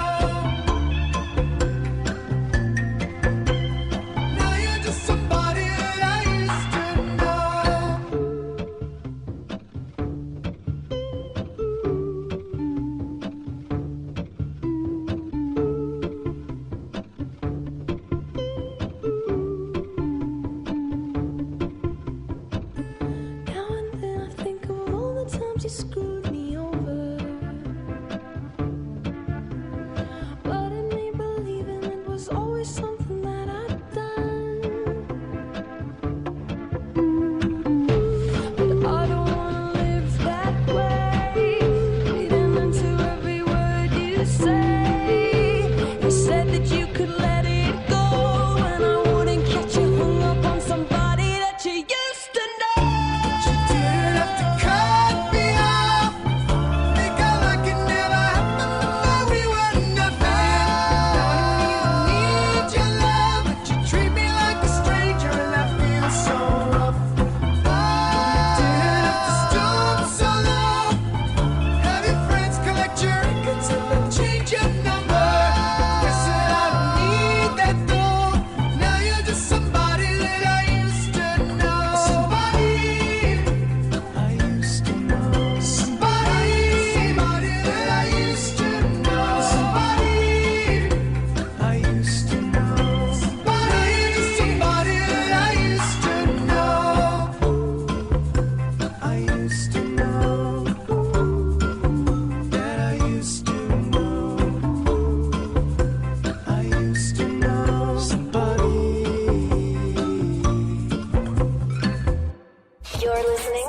to the Debi Daily Show.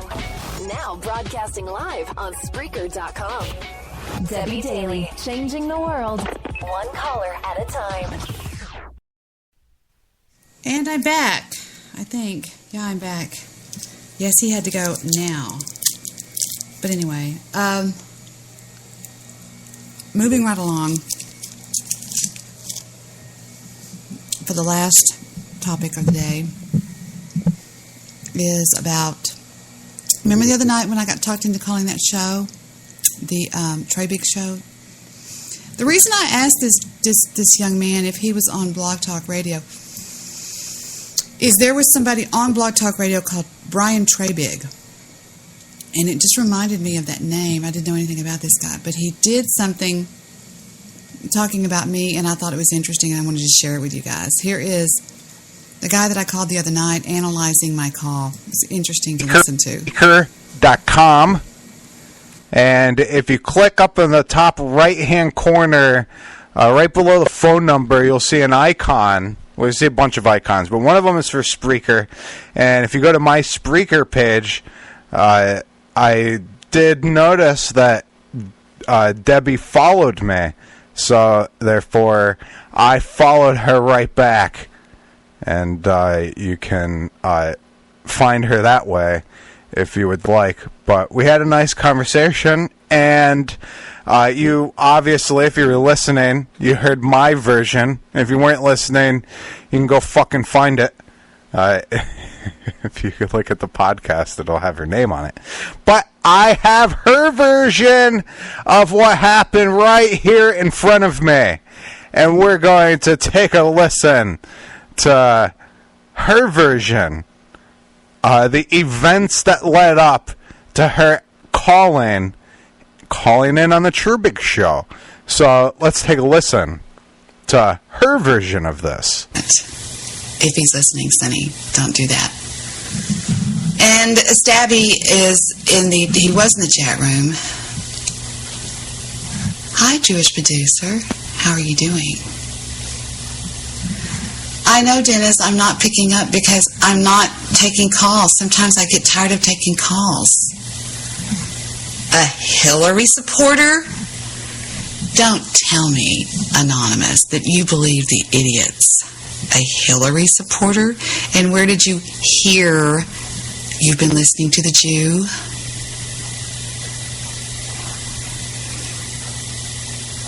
Oh, he's on the air right now? Shitradio.com? See what we got here.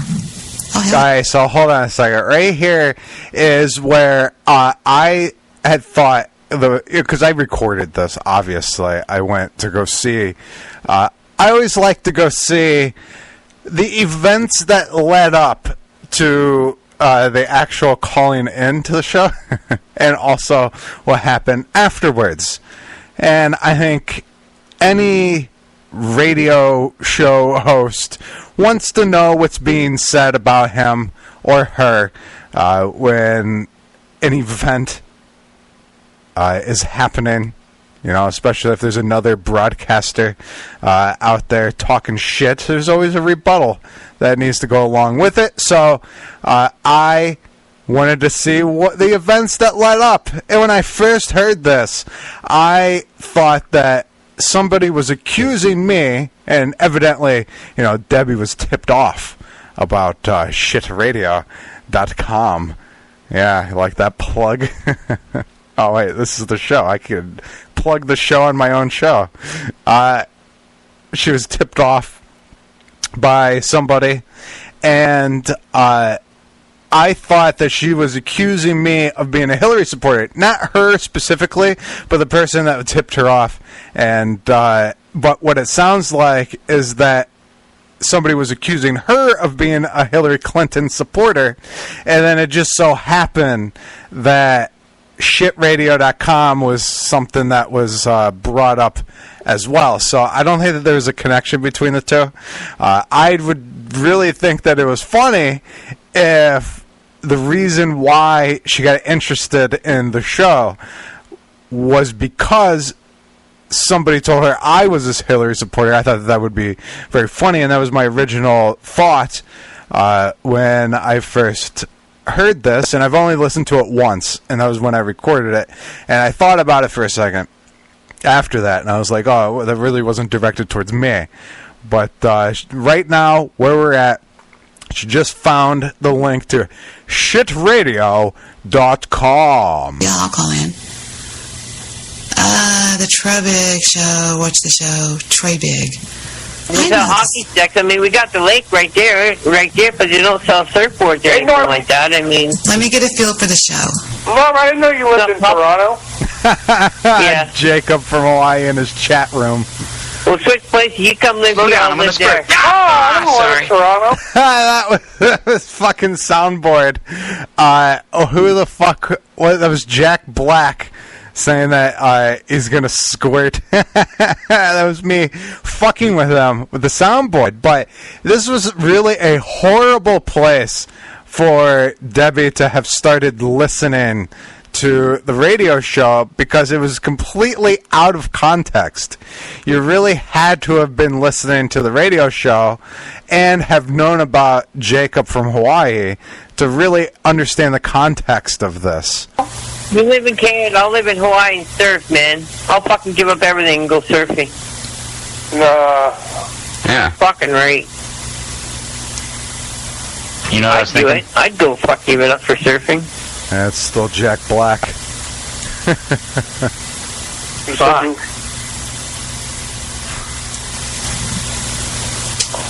It's not. It's a competitive sport, but it's like you're on your own kind of. Yeah, Norm, but you know there's jellyfish that come out in the ocean sometimes. Yeah. I can't. This is so fucking horrible.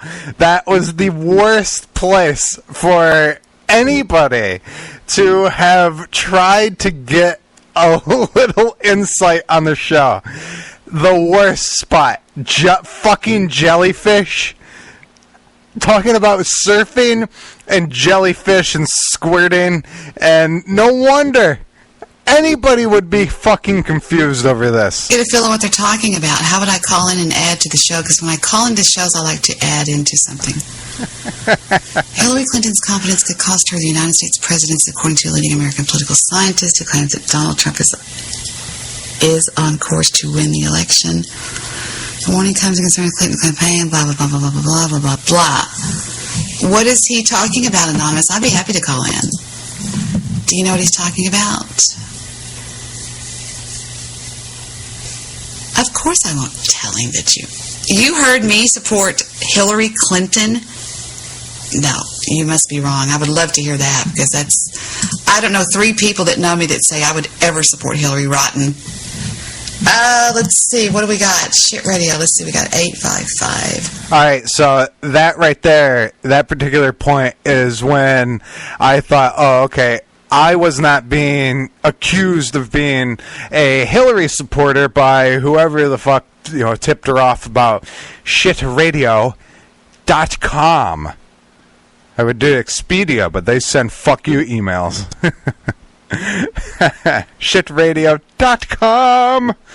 So she's typing in the phone number, and she's about to execute the phone call based on the complete pile of horse shit that she tried to get that she listened to, that she tried to use as to get a feel, as kind of like a little pre-game, if you will, I guess, to calling in on the show.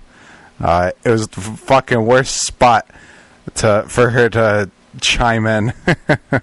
So much better stuff happened earlier than that. I just was fucking getting tired of what was going on. I mean, we had been going at it for a half hour at least, and I was about to call it quits at that point. 855. I don't know what they're talking about. I'll be happy to call. Sure, absolutely. Let me open up my dialer here. I started a joke which started the whole world crying. If I'd only seen that the joke was on me. Yeah, sad. Okay. What do you mean try it? I'm logged in, you idiot. Google Voice. Where's my Google Voice, you mullet? I guess I'm not logged into my Google anymore. Let me log back in. No, I am. All right. Dennis says, hi, Debbie. This is Dennis trying to get a hold of you. Something's going on with my Skype.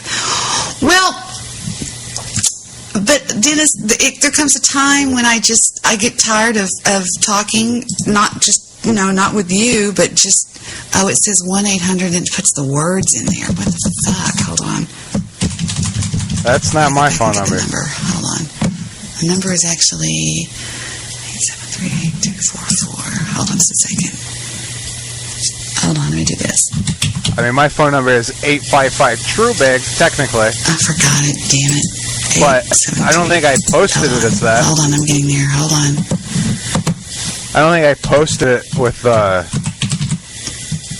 words on TrueBigShow.com or on shitradio.com. No, it has the phone number on it. I was thinking that's a different phone number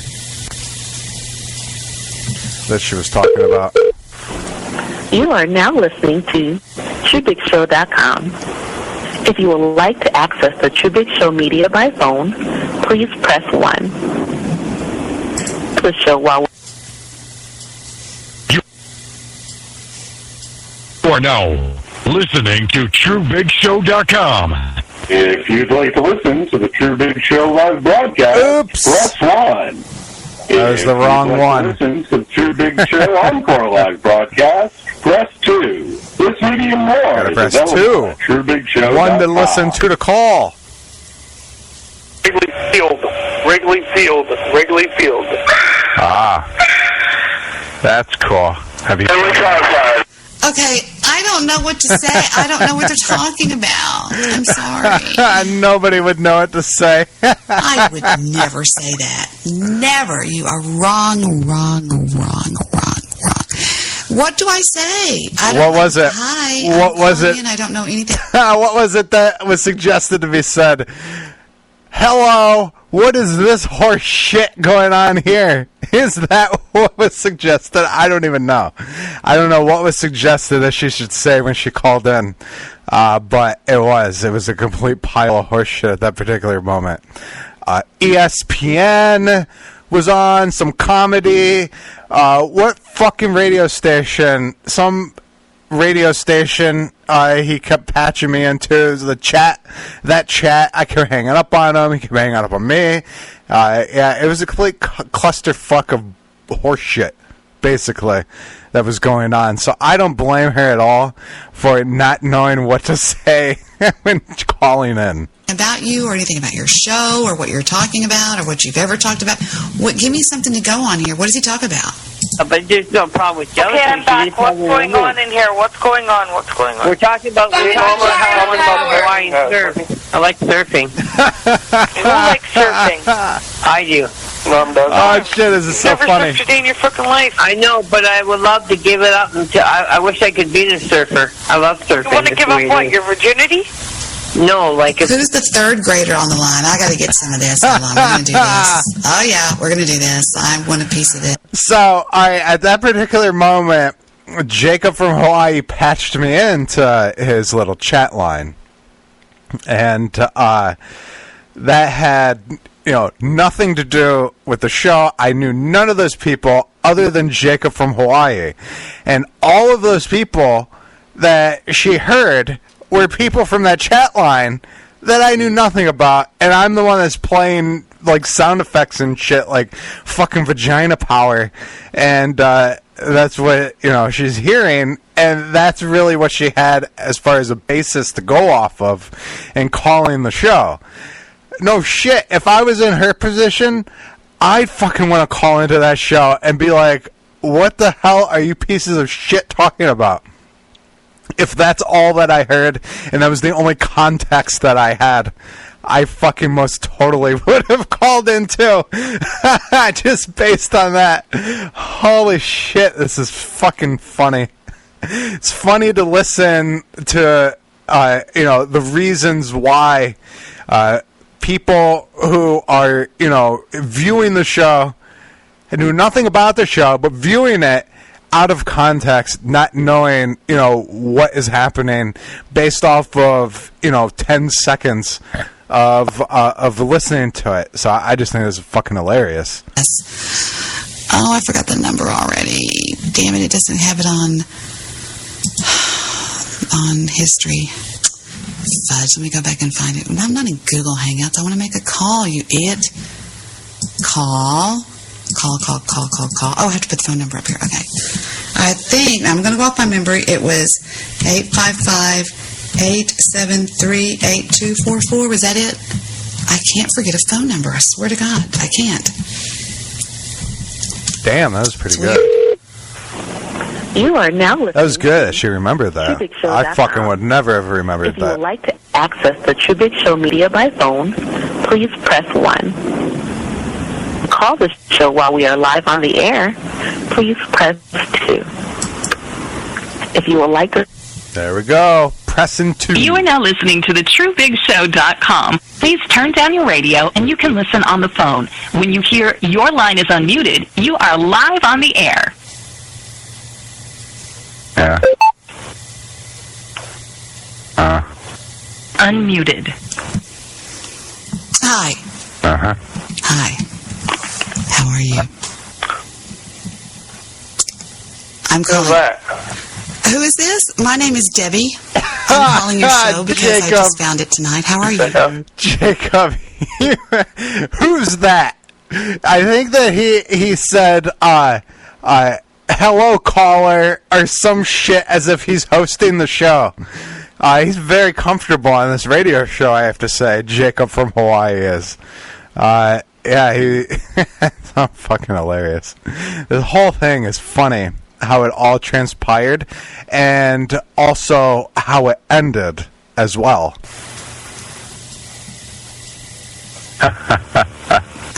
Hi, Debbie. Hi. What's the topic tonight, and who's the fourth grader you have on the line with you? Fourth grader. Yeah, we're talking about fucking. I'm not fourth grading. We're talking about fucking. I said that because I was playing sound effects of people fucking. That's why I said that. And also to see what Jacob would say, as well. I was trying to see what he would say to that response, but he didn't take too well about being called a fourth grader. He didn't like that too well.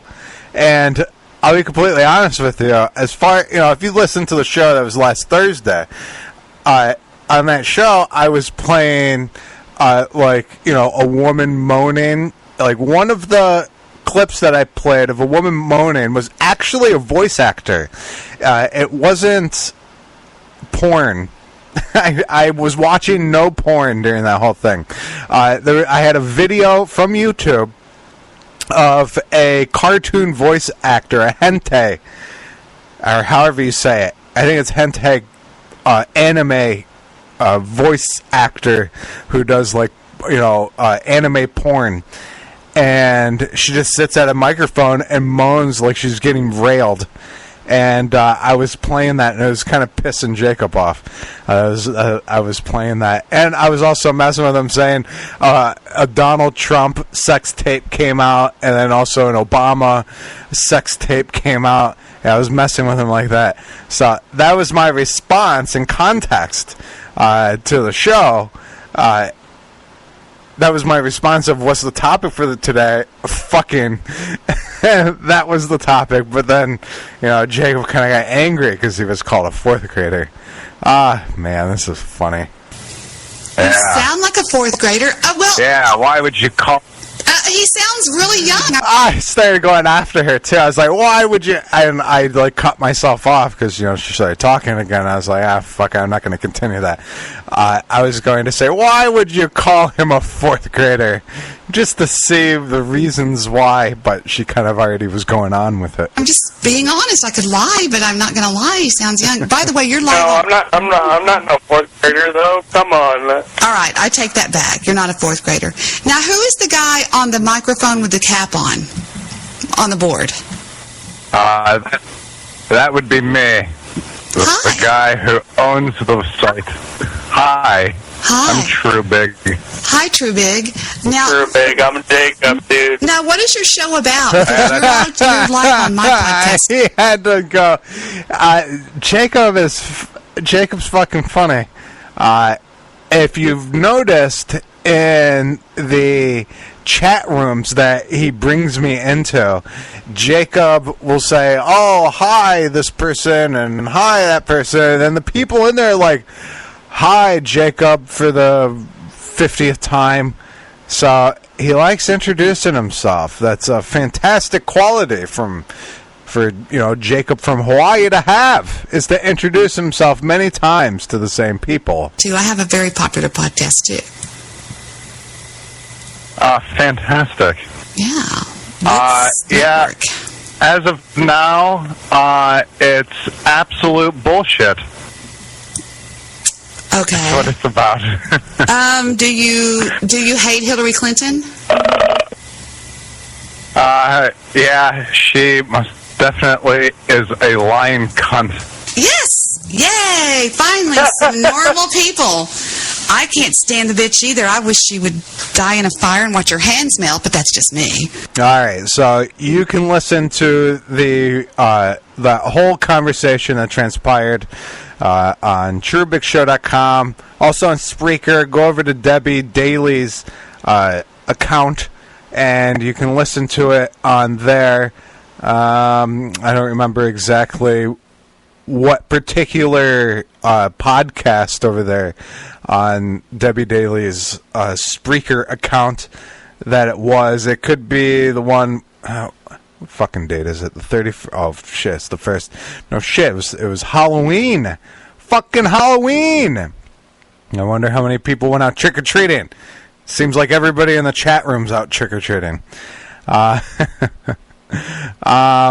see, so 30th... Or what is right now? Tuesday the 1st, and then Monday the 31st, and then the 30th, the 29th, 28th, 27th. So it'd be the one that's called America Just as Corrupt as Mexico.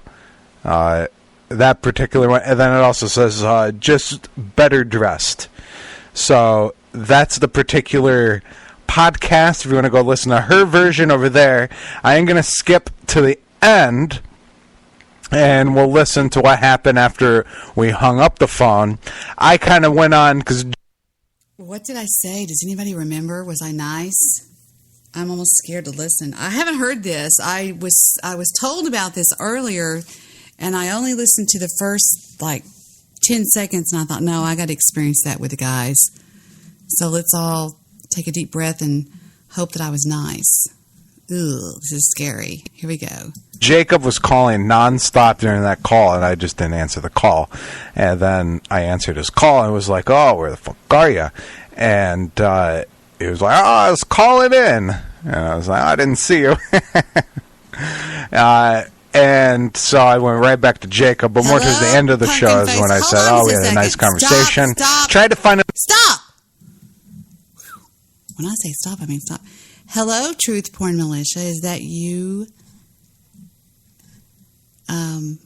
Pumpkin Face?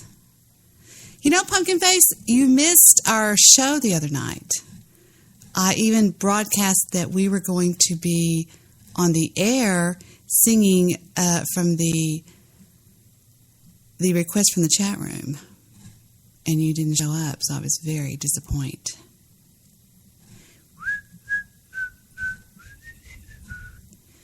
I heard smoking helps. What are we talking about? So now she's having removed, I'm sure. Don't waste my time. Chat space for this shit. Debbie had another gallbladder attack and wound up in the ER. Who the fuck is Vince? And why bring up your side muffin here? Who is Vince? Debbie and the shit show guy masturbate each other and get frothy over Hillary Clinton. It's not amusing. Then Stabby, don't listen. You know, you don't have to be here in the chat room. Oh, I never finished my email. Wait a minute. Let's finish the email. Angela. Wait a minute. Where does it go? It says...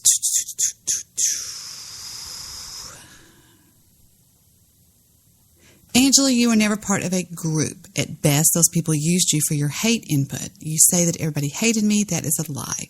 Why can't you see this? You claim to do this because you love it.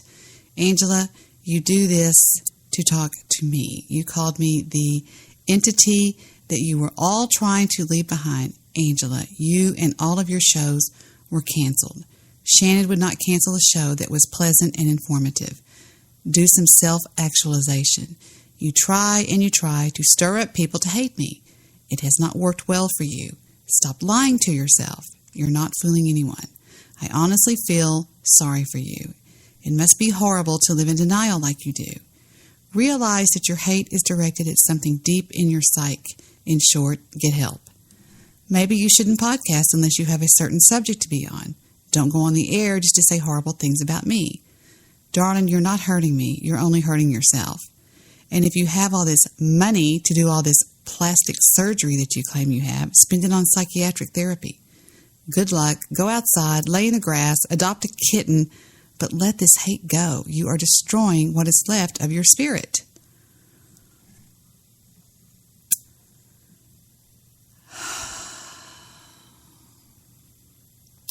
When I was in my 20s, my grandmother, knowing that I had come from a stormy beginning with my mother, spent hours and hours and hours allowing me to accept what had happened to me and to deal with it. Many tears were shed, and my own mother died without ever telling me that she loved me. I sat at her funeral, and I cried at the sad demise of such a great and intelligent woman. I loved her. During the final years of her life, and after the tragic loss of her youngest child, I went out of my way to nurture and care for her. I even spent time telling her not to feel guilty for anything that she had done to me. Angela, you can do this. Denying your past and falsely believing an imaginary world that you have created online is very unhealthy. I think you are very smart and you have gifts that you can bring to people, but hating me is not going to get you anywhere. People aren't stupid, Angela. They judge things for themselves. What may have worked with trolls doesn't work with people that listen to my podcast now. They hear me and they see me and they judge for themselves. Good luck, and I wish you the best. This is meant from the bottom of my heart. There are none so blind than he who cannot see. Sincerely, Debbie. Huh? How about that? And that was sent to her, and of course there was no response.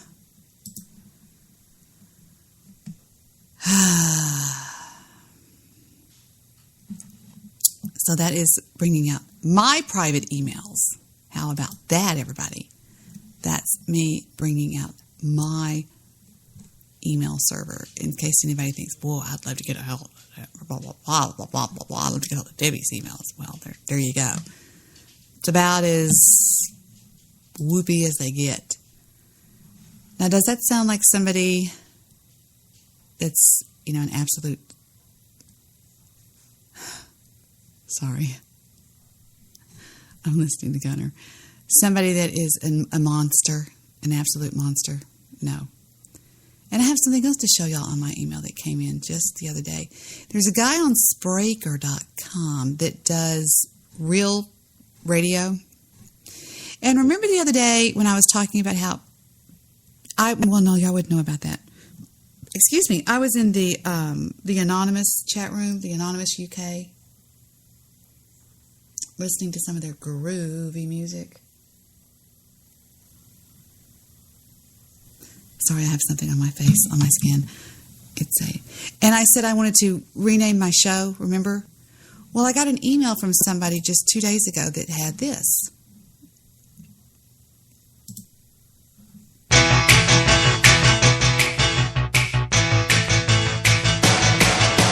All right, everybody in the free world, get off your ass, put on your thinking caps, and come up with a new name for Debbie's show. From what I'm looking at right now, it's Debbie's Trainwreck, Out of the Woods.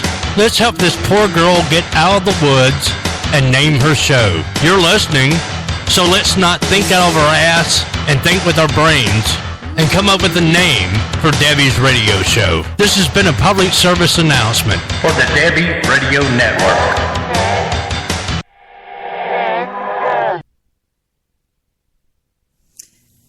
Well, we're the only people that listen to the show. No, you're not. Y'all don't know the feedback I get on this show because you're idiots, every one of you. No, I'm joking.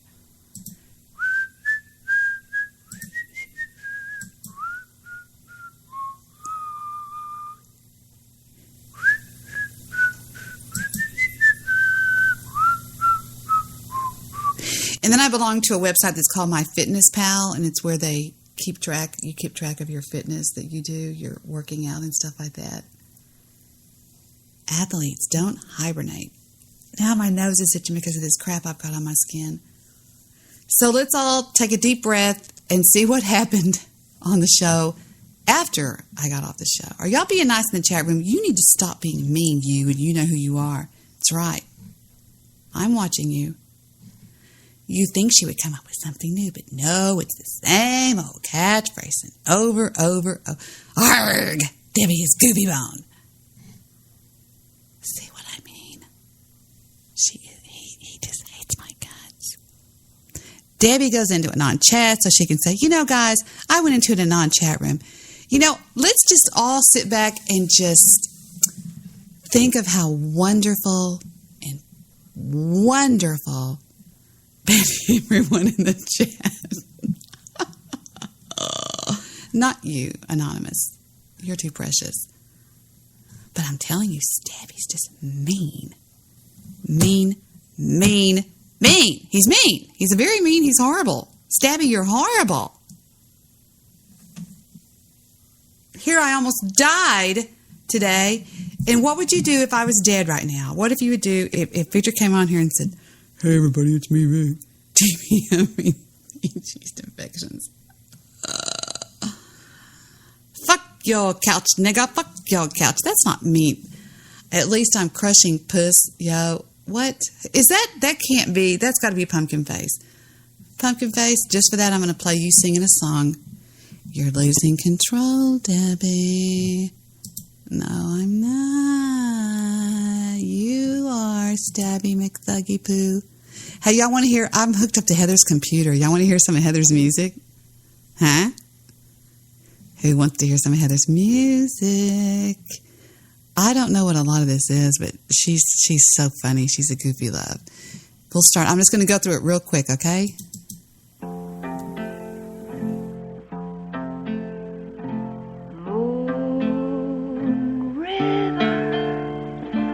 Wider than a mile, I'm crossing you in style someday.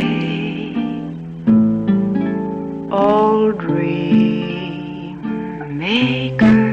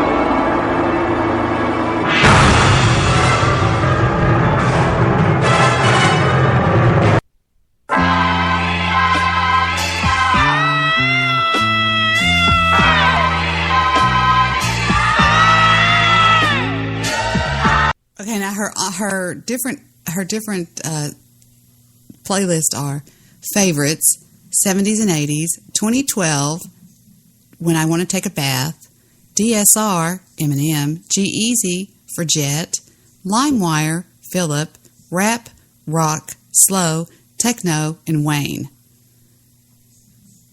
Which one do y'all want me to open? I'll let Apocalypse choose because Apocalypse is smart and pretty and perfect and wonderful, and y'all are all ugly and mean. Which one do you want to hear, Apocalypse? Which one of her envelopes? And the envelope is... But if you're going to rip up Dr. Scripps and think you know more than they do, I'm going to give you shit. What did I say? Shut up. I'm just going to talk to Apocalypse. Apocalypse, you're the only one in the chat room. Which one would you like to hear? And I'll give you those again. It is favorites, Frowny Face, 70s and 80s, 2012, When I'm Taking a Bath, BMTH's new album, I didn't see that one, DSR, Eminem, G-Eazy, Jet, LimeWire, Philip, Rap, Rock, Slow, Techno, and Wayne. And the choice is, where is Kugel Chrome? She won't play the new song. She ain't going to do it. Well, where am I at? Where am I at? Hold on. Where am I talking at? Let's hit play on my show. Air, Philip, rap, rock, slow, techno. You're not choosing.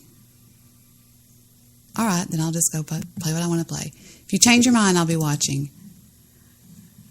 Here we go with moving right along to Boys Night Out.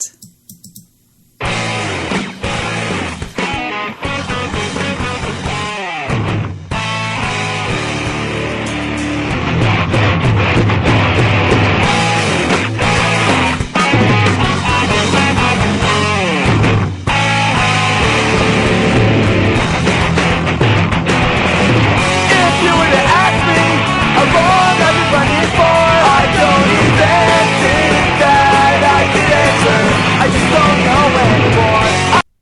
When you're left with only a bullet, I'll bring the trigger and a promise to pull it.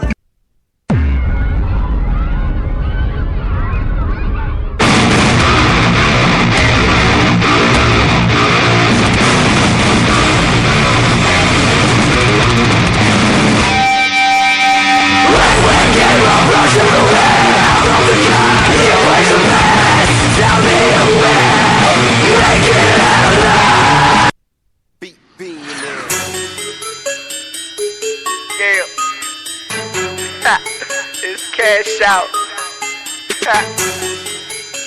Bum ass niggas acting like they know me. DJ, hold up. And I'm like, wait, hold up. Please let me roll up. And yo ho done chose up. And now she got her nose up. Don't talk, rude boy.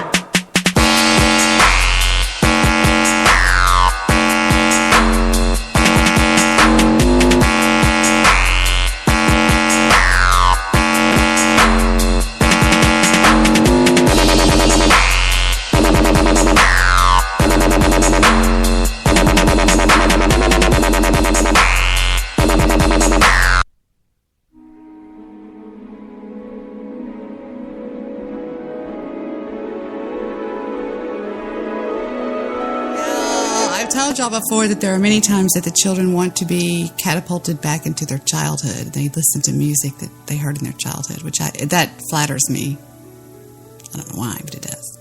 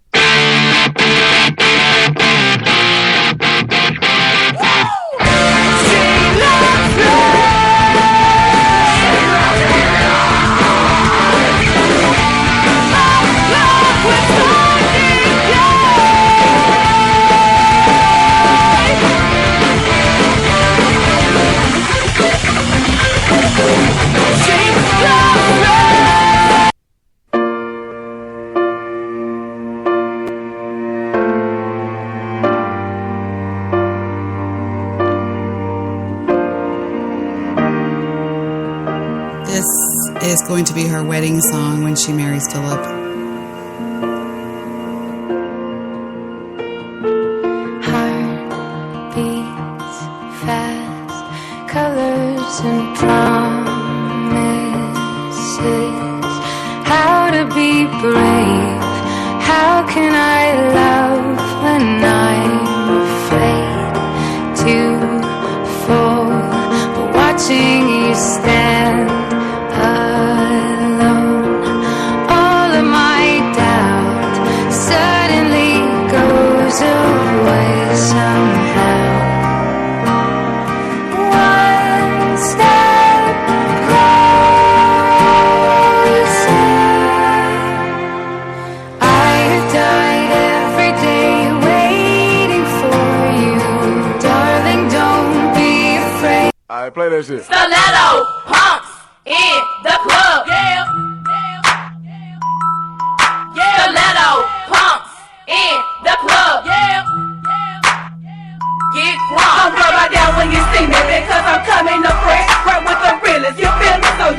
call me the best. I kill a jazz and act nasty with my stiletto. You know, a lot of girls be thinking my songs are about them, but this is not to get confused. This one's for you. Baby, you my everything. You all I ever wanted. We could do it real big, bigger than you ever done it. You be up on everything. Other hoes ain't never on it. I want this forever. I swear I could spend whatever on it. These guys are personal friends of Heather's. She went to school with them. It's that boy Fat Bastard, a.k.a. Fresh, finna digging all y'all chests. What's up, Damon? What's up, the Head? Marcus? All my soldiers in the booth. That 350 click. I want y'all to lay back, listen to the Escalade horns while they blow.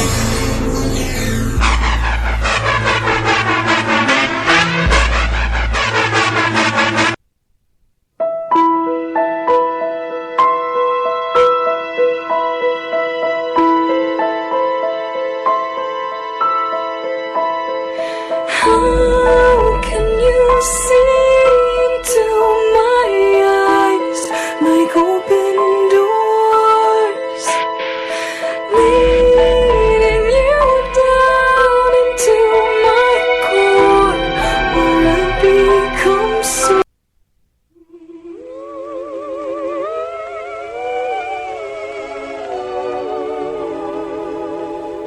Baby mine, don't you cry. Baby mine, dry your eyes. Rest your head close to my heart, never to part, baby of mine.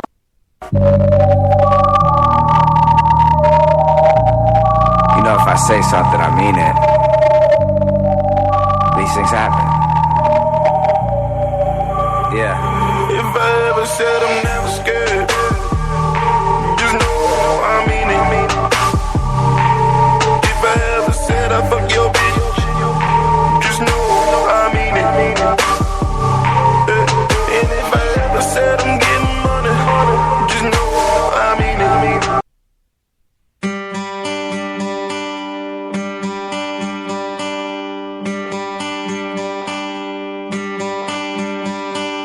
Summer has come and passed.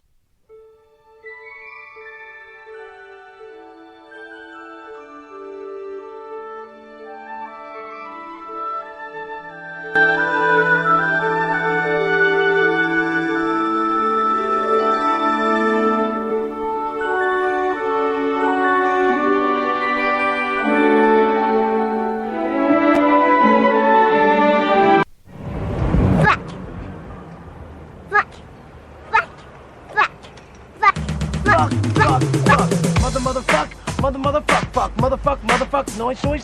1, 2, 1, 2, 3, 4. Noise. Smoking weed, doing coke, drinking beers. Rolling patties, smoking blunts. Who smokes the blunts? We smoke the blunts.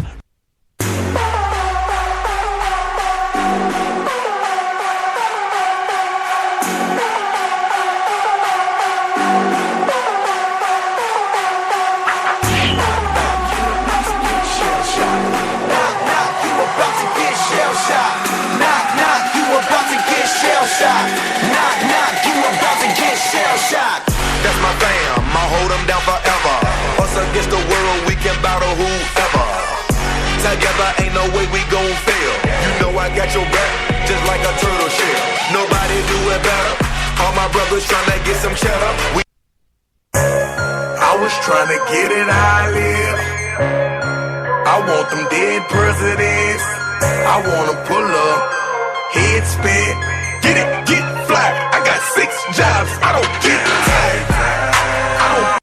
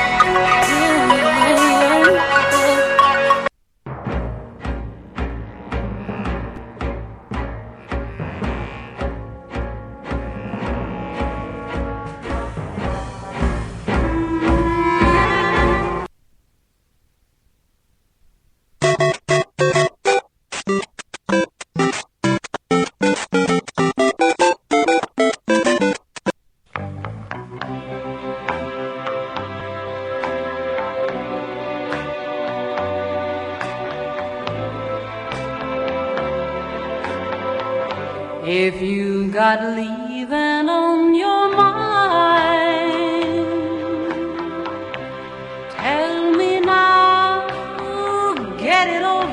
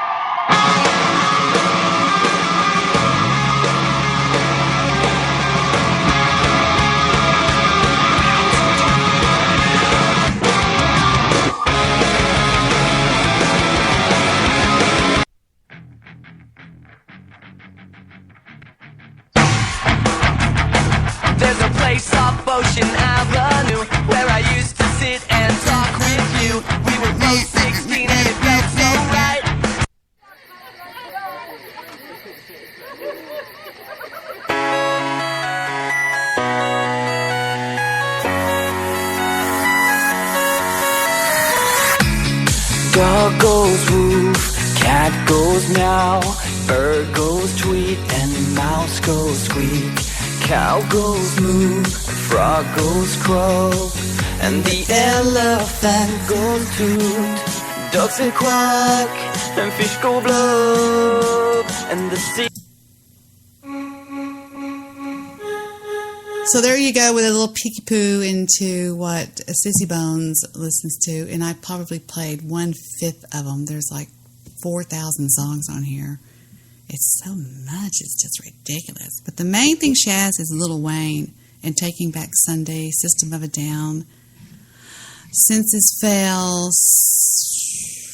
Sociosin, Queen, She Loves Queen, Prince, Priscilla Ann, Phil Collins, Paul McCartney. Now this, she says, is the story of her life. This is her new theme song. I'll play, this is the last one I'll play for you.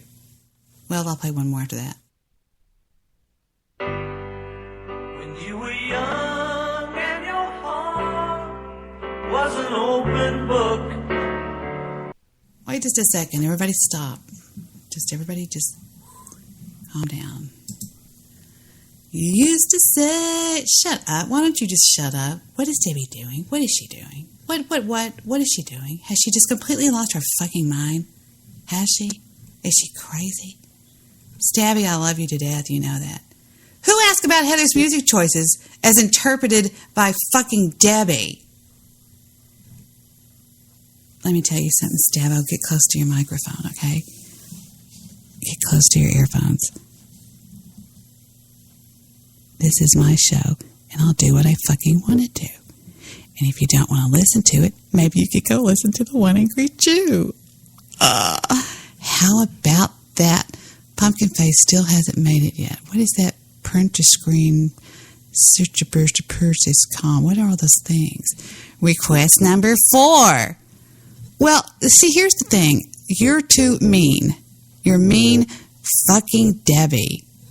Request number 2. You missed request number 3, you mullet. I think Stabby's off the rail. Why is Debbie doing this to us? Why? Can somebody tell us why? Why? I don't know, Stabby. It's just to torture you, sweetie pie. That's all. Oh, I'm sorry. I do see request number 3. Well, I'll pick out number 3 then, you mullet.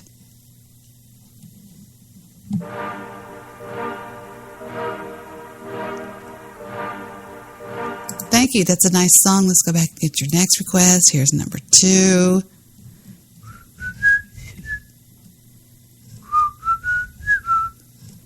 Bum, bum, bum, bum, bum. Here's number 2. My key to the city of Gowdy, Indiana. There you go. Here comes number 1.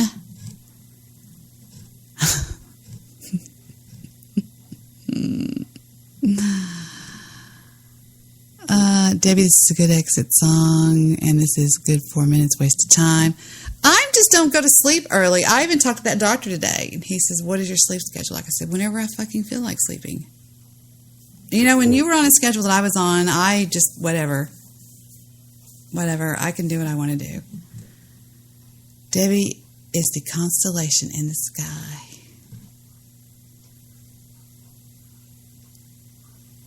You know something? Y'all are all pissing me off, so I'm not going to do the show anymore.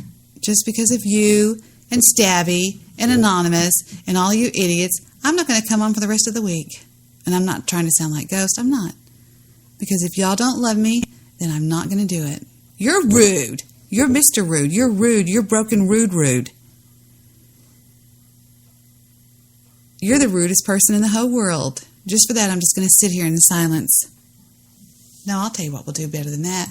We will really punish all of you for Stabby. Whatever Stabby does wrong, all of you are going to run. Everybody's going to take a run around the, whatever you call it. Everybody's going to run.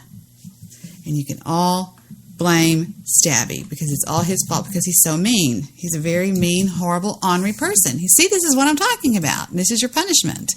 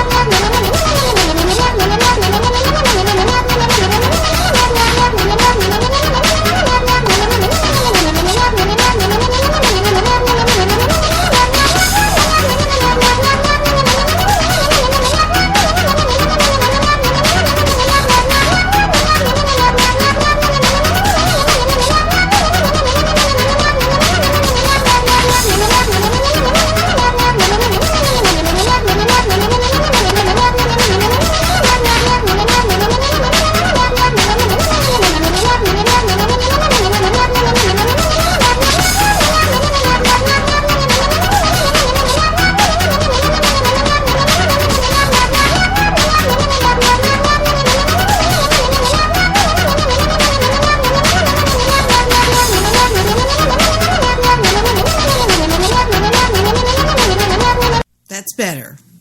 He said he's sorry. All right, then we'll play the closing song since y'all are obviously tired of listening to me. Now he says I'm sorry that I'm not sorry. Okay, Anonymous says that he did not post my drug deal emails on WikiLeaks. Stabby McHugs! I'm not even going to repeat that. He said, eat it, Daily. You mean old thing. Play Pumpkin Face's song. Let's find Pump's song. Where are you? Hi, Jewish producer, little perfect angel. I hope you're not sitting by Stabby McMean Man. His heart, where is it? Let me scroll down. Where is it? Where is it? Have I gone too far? Pumpkin Face is jealous of Apocalypse. Where is it? Bum, bum, bum, bum, bum, bum, bum. That's my thing going up. I hate that. All right. There we go. From Anonymous. No, is that Pumpkin Face's thing? No. Where is it? Don't make me keep looking. Somebody else repost it, please.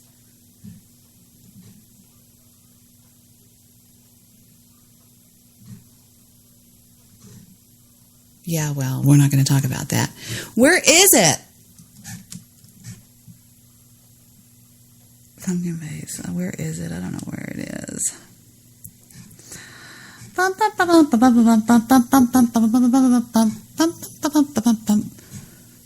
Pumpkin Face says, what the fuck? Then he says, then he says the crowd goes wild. He says, he shoots, he scores. And he says,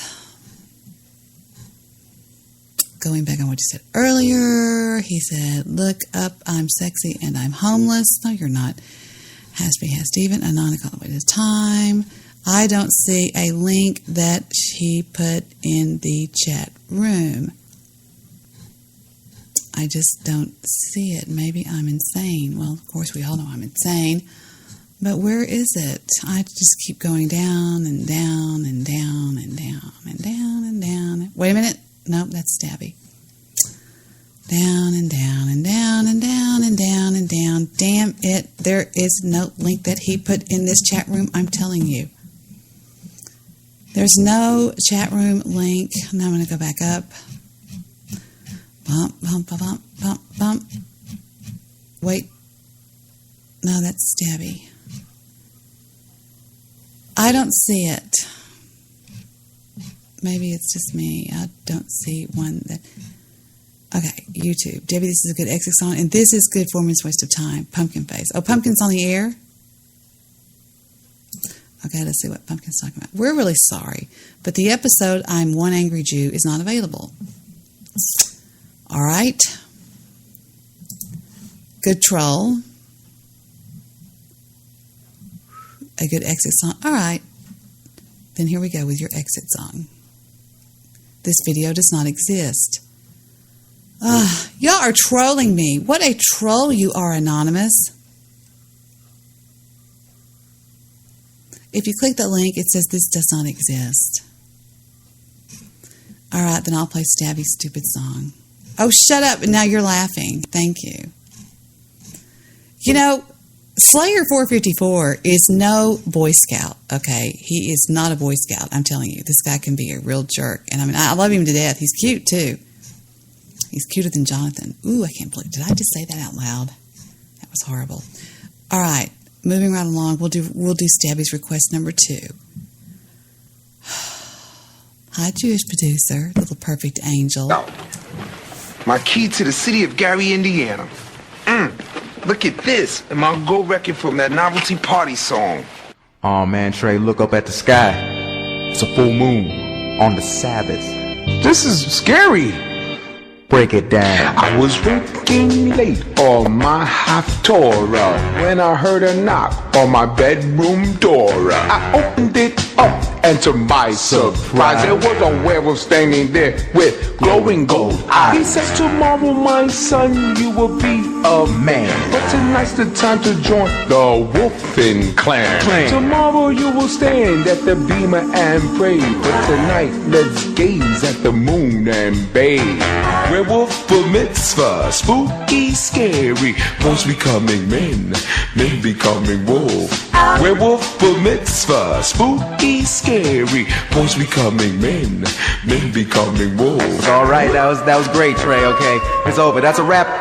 The next day, what happened? happened? The Toma didn't teach. I got up in front of everyone to give my little speech. Then my teeth turned into fangs and my nails into claws, and I nearly dropped the Torah when my hands turned into paws. I growled and I roared, and my rabbi did as well. It was a rocking werewolf zoo at Temple Beth Emmanuel. Hey man, where'd you learn all these Jewish words? My manager Harvey Lemmings. Werewolf bar mitzvah, spooky, scary. Boys becoming men, men becoming wolves. I just don't think the idea of the song can sustain itself for that long. It seems a little sweaty now. So this whole premise is sweaty. We had a reception at the Larchmont Country Club. They served a real nice brisket and an 8-foot party sub. I danced with my cousins. I got money from my folks. We had a lot of fun making circumcision jokes.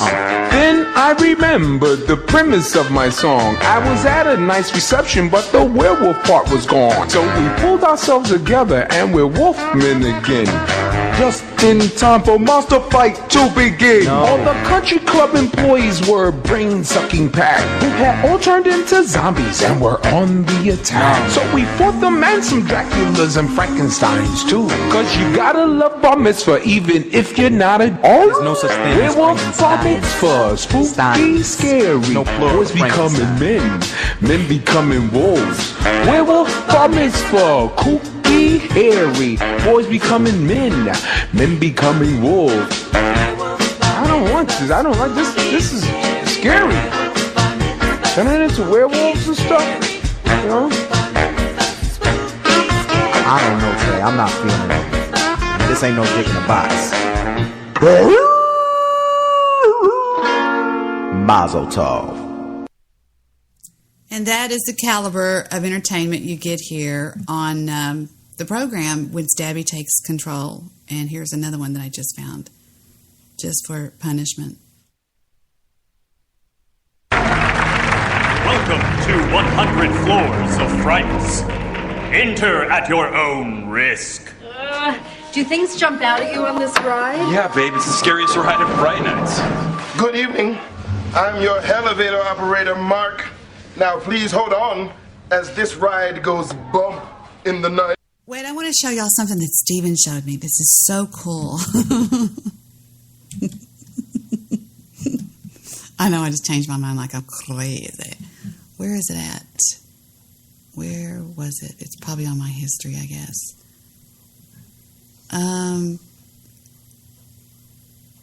Where is it? Where did it go? Boink. It's called 1080. Well, let me look on my history. Y'all can just stop for a second.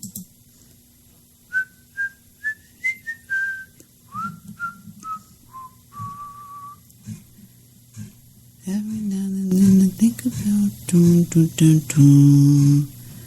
And there's something I could die. You didn't have to shut me out, cut me out, whatever.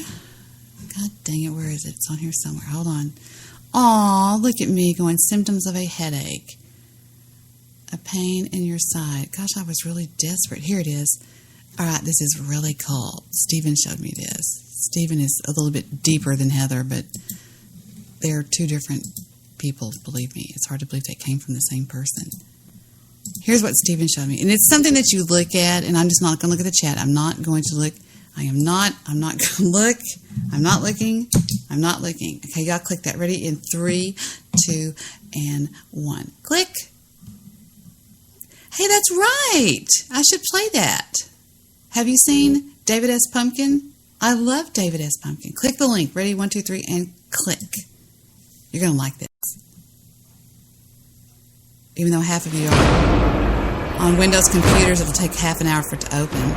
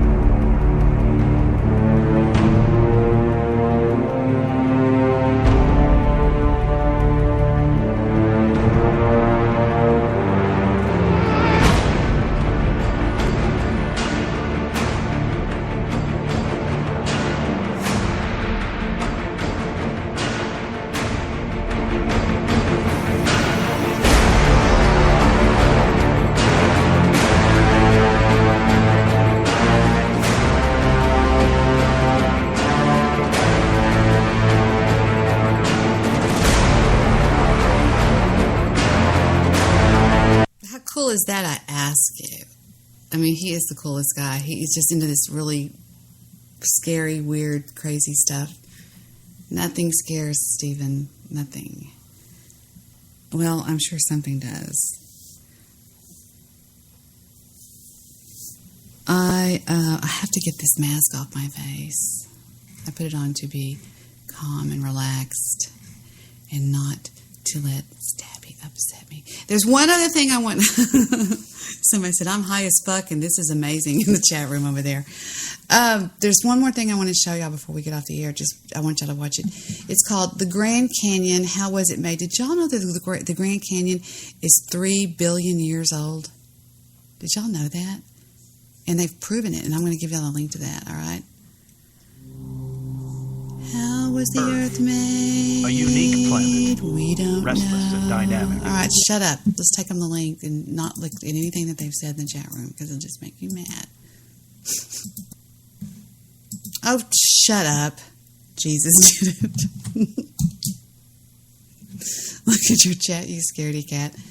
Yeah, I want to hear David S. Pumpkin. What did I do with? There's Nyan Kitty, Genesis, OT, Planet Earth, Grand Canyon. That is really cool. Don't watch it yet. Hold on. No, Jesus made you, Stabby. Jesus loves you, Stabby. And he's waiting on you. He's got a long wait.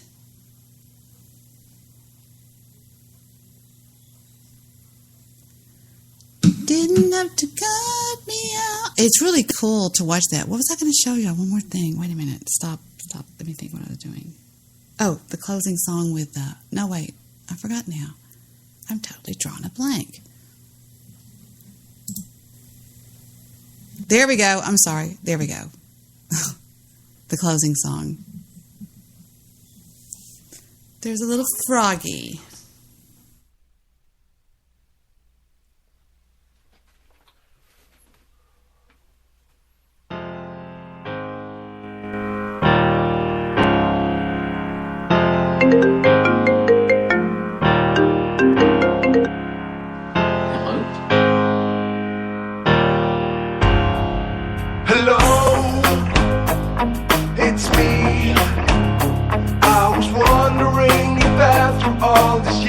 Like to me to go over everything. They say time's supposed to heal, yeah, but I ain't done much healing. Hello, can you hear me? I'm in California dreaming about who we used to be when we were younger and free. I've forgotten how it felt before the world fell at our feet. There's such a difference between us and a million miles. Hello from the other side. I must have called 1,000 times to tell you I'm sorry for everything that I've done. The way that call you never seem to be home. Hello from the outside. At least I can say that I'm trying to tell you I'm sorry for breaking your heart. It ain't no matter if clearly doesn't tear you apart anymore. Hello, how are you? It's so difficult for me to talk about myself, I'm sorry. I hope that you're well. Did you ever make it out of that town when nothing ever happened? It's no secret that the both of us are running out of time. Hello from the other side. I must have called 1,000 times to tell you I'm sorry for everything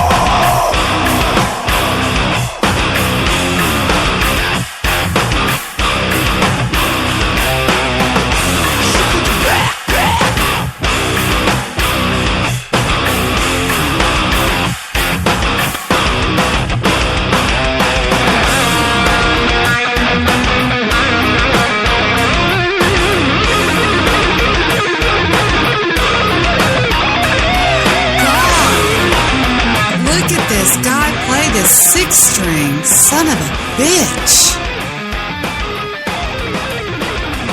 Good God.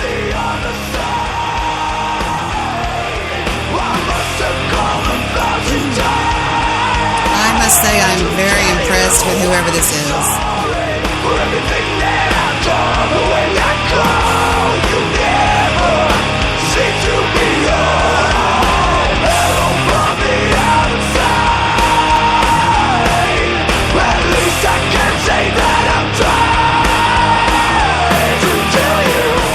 Very good. I'm very impressed.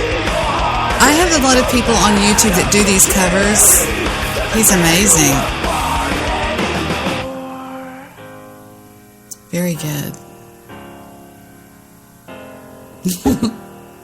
Then he hangs up. Very good. Very good. I would give that an absolute 1 out of 10. I would give that a 10. Very good.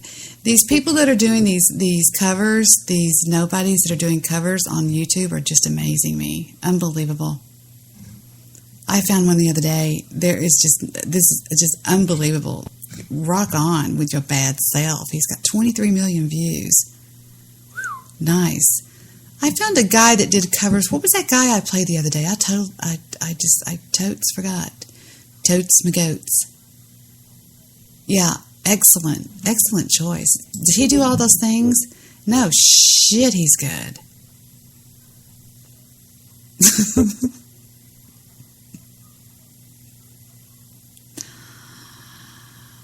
I have 2 songs playing? No, I didn't. I would never make a mistake like that. Oh, look, how the Grand Canyon in Arizona was believed to have been formed by a slow draining of ancient lake, which was formed by the Colorado River and carved out a canyon over millions of years. Is that true, or did Noah's flood make it? You know something? I really think that you have become evil. No, he is awesome. Oh, Poker Face is good too? I'm just ignoring Stabby. I'm telling you, he's as mean as the fire in hell. He does the Eye of the Tiger, Creep. I bet he does a really good thing of Creep. He does Somebody That I Used to Know. That's what made you think about it. He did While My Guitar Gently Weeps. See, I do covers too. You want to hear me do one? You do? Don't beg. It's not good to beg. Let's see. Rolling in the Deep. Let It Go from Frozen. Now, this guy's good. Does he call himself Frog Leap Studio? Is that his name of his little thing that he does? Hi, everybody. This is Leo from Frog Leap Studios. I'm from Norway, and I run this YouTube channel where I do music covers spanning from acoustic to metal. I record, mix, master, shoot, and edit these videos all by myself. If you like what you hear /see, please subscribe to my channel. You got it, buddy. I like him. I really do. Let me see what he's got here. Hold on. Let's just wait a second. He's got AOL Nation. He's got Everything is Awesome. Becoming Legos. Make That Guitar Sound Fat. My Chapman Guitar Winner. Hello, metal cover by Leo. Win a Chapman Guitar. 1 million subscribers. I heard it through the grapevine. Telling the truth. Free stuff. Jump Around. Metal by... I bet Jump Around is good. Golly. The Fire Inside. A Massive Guitar Sound. Can't Stop the Feeling. The Frankenstein app. Somebody That I Used to Know. There's that one. Wake Me Up Before You Go Go. But that's good. Stomp. Killing in the Name. Release the Kratom. Sunday Morning Singing. Coming to London. I don't know where it's at, sweetie. Studio Tour. Y'all wait till I release my YouTube channel to you mullets. Girls Just Want to Have Fun. Oh, I bet he's got some cute songs on here. Let's see. Eye of the Tiger. Wrecking Ball. The Wheels on the Bus. The Wheels on the Bus. Lamb of God. How to Maximize Your Vocals. Radioactive. I bet that's good. Get Lucky. Ace of Spades. What a Wonderful World. X's and O's. How to Be a Good YouTuber. California Dreamin'. I bet that's good. Let's see. Ace of Spades. Let's just hit that one. Mamma Mia. Gingham Style. Oh, play feel good. I can't find it. There's Bad. There's the one we just listened to. Barbie Girl. Blurred Lines. No, it just says Blur. Don't Fear the Reaper. Superstition. But that's good. Let's see. I don't see it. I forgot what I was like. It Smells Like Teen Spirit. I wonder how he does that one. I don't know. We're going to see. That's going to be hard for him to do. Grease Lightning. Money, money, money. Money, money, money, money. Money. Hey Jude. Bad Blood. We'll look one more click and then I'll pick my own out. Everlong. Behind the Music. Behind the Videos. Gin and Juice. Ghostbusters. Staying Alive. Pantera, 5 Minutes Alone. Titanium. Moves Like Jagger. Gangster's Paradise. Dark Horse. He's got a lot of videos on here. What am I looking for? Oh, I know I can do a search on it. It is called, no shit. He is amazing. Poker Face. I can do a search on it. Let me see if we can go up here and do a search on Poker Face. I bet you, some people just have music down. They know how to do it. I mean, I know because I do. It says Steve Rush is subscribed to him. Let's see, Poker Face. Steve Rush. You know, what Steve and I are doing is we're punishing y'all for being mean to Steve. He'll come back anytime as long as y'all... Oh, he does do Blurred Lines. He's talented. And y'all need to say, Debbie, stop eating those small Mr. Good bars that were for Halloween. Here we go with Poker Face. By Leo Morashalatita Nashata.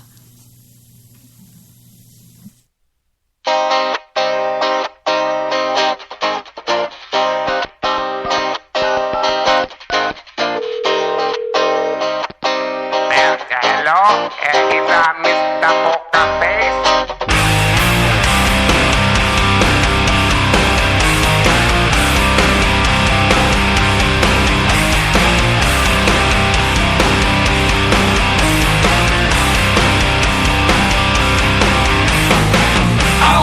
Hold him like you do in Texas, please. Hold him, let him if me raise it, baby, stay with me. Love gave me tuition, place and always makes you start. And after he's been looked out, they don't want his son is hard. Oh, oh, oh, oh, oh, oh. I'm getting high, show me what I got. Oh, oh, oh, oh.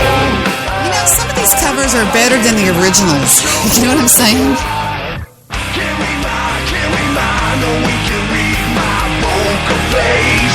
She's gotta love somebody. Can't read my, no we can read my poker face. She's gotta love somebody. Blah blah blah poker face, blah blah poker face. Blah blah blah poker face, blah blah poker face. Blah blah blah poker face, blah blah poker face. Blah blah blah poker face, blah blah poker face. I wanna roll within my heart, then we will be. A little gambling is fun when you're with me. Russian roulette is not the same without a gun. And baby, when it's love, it makes it rough, it isn't fun. Oh, oh, oh, oh, oh, oh. I'm getting high, show me what I got.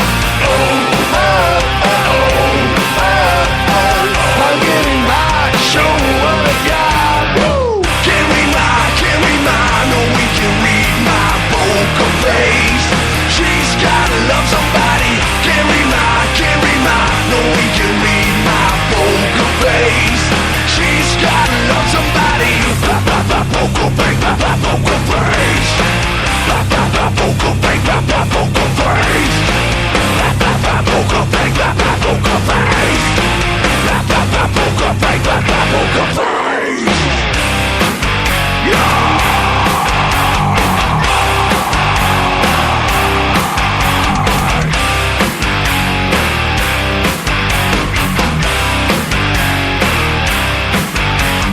Tell you that I love you, kiss her, hug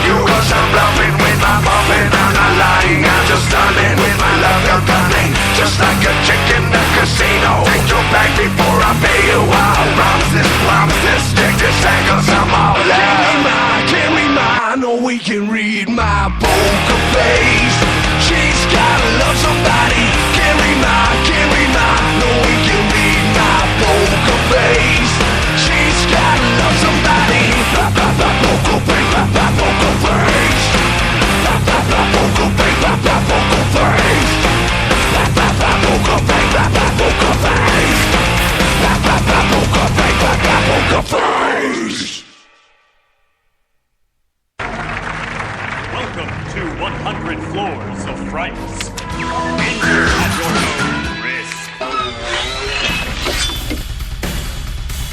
How's it hanging? I'm David Pumpkins, and I'm gonna scare the hell out of you.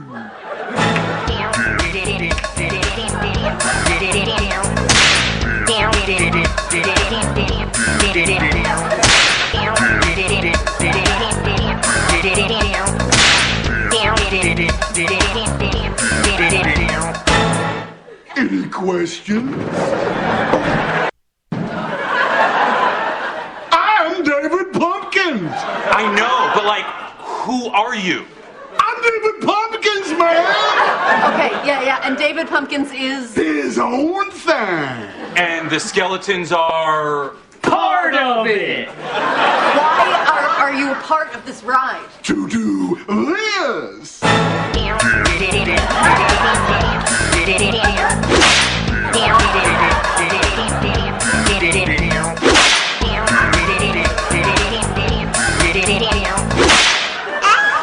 What's my name? David S. Pumpkins. Any questions? Yes.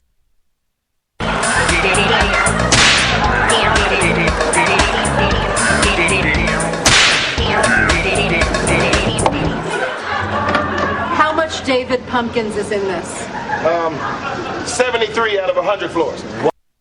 Ready or not, here we dance.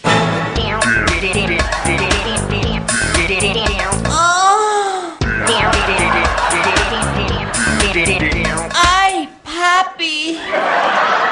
Happy Halloween. Any questions?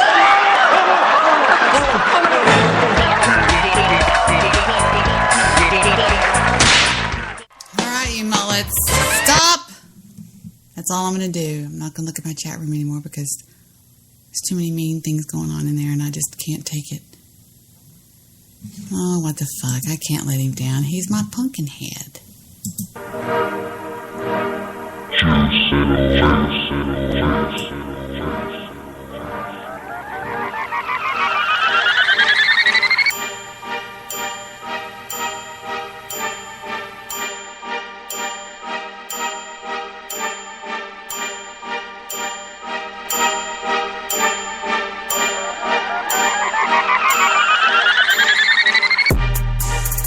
I'm in love with the coco. I'm in love with the coco. I got it for the Lolo. I'm in love with the coco. I'm in love with the coco. I'm in love with the coco. I got it for the Lolo. Turn up. I'm in love with the coco. Hit my plug, that's my cholo. Cause he got it for the Lolo. If you Stabby, you're a criminal. You're an absolute criminal. This is horrible. I'm in love with the coco. What is this? With 182 million views? No, wait. Yeah, what? The things I do for Stabby. bitch and I go loco. Go crazy. Hit you with that 38. Niggas thinking that I'm solo. 50 deep, they like, oh no. No, please no. Heard the fans taking photos. I know nothing but the popo. Baking soda, I got baking soda. Baking soda, I got baking soda. Whip it through the glass, nigga. I'm blowing money fast, nigga. I'm in love with the coco. I'm in love with the coco. I got it for the Lolo. I'm in love with the coco. I'm in love with the coco. I'm in love with the coco. I got it for the Lolo. Turn up. I'm in love with the coco. 36, that's a kilo. I get. Need a brick, miss my free throw. Then wait. I'm in love just like Neo. Bustin' shots, now he Neo. Free my homies, fuck the thief. Alright, that's enough. This is good, but it's not great. I like the other one better. I like the guy that we were listening to better, but I'm just saying. But Stabby has my heart all wrapped up in his little stabby, stabical stabathin. What? What is it? I'm in love with... Now I'm going to be singing that all freaking day tomorrow, or today. What today is it? Today's November the 2nd. Don't forget to get out and vote often. Vote, everybody vote. The fuck? I'm going to get out of here because I just got sleepy all of a sudden. Now I'm sleepy peepop. So I'm going to go sleepy peepot all by myself in my little lonesome bed. All right? Is that it? We done? All right. You know I love each and every one of you. Well, actually, I just mostly love Stabby. Somebody's still moving around out there. Yep. All right. So that's it. We're done. Good night. No? All right. I'll have to play this closing song that I picked out for Stabby. And I will see you guys the next time I do this. Maybe not. Maybe I'll die. You never know. Then you'll all be happy.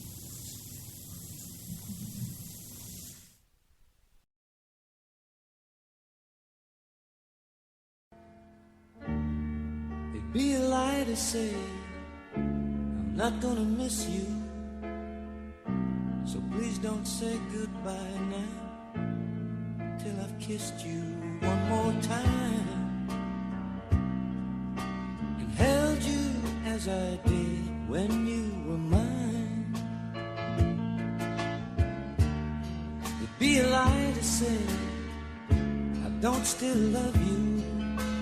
I won't be thinking of you, girl. I'll never try to call you one more time or try to find a way to change your mind.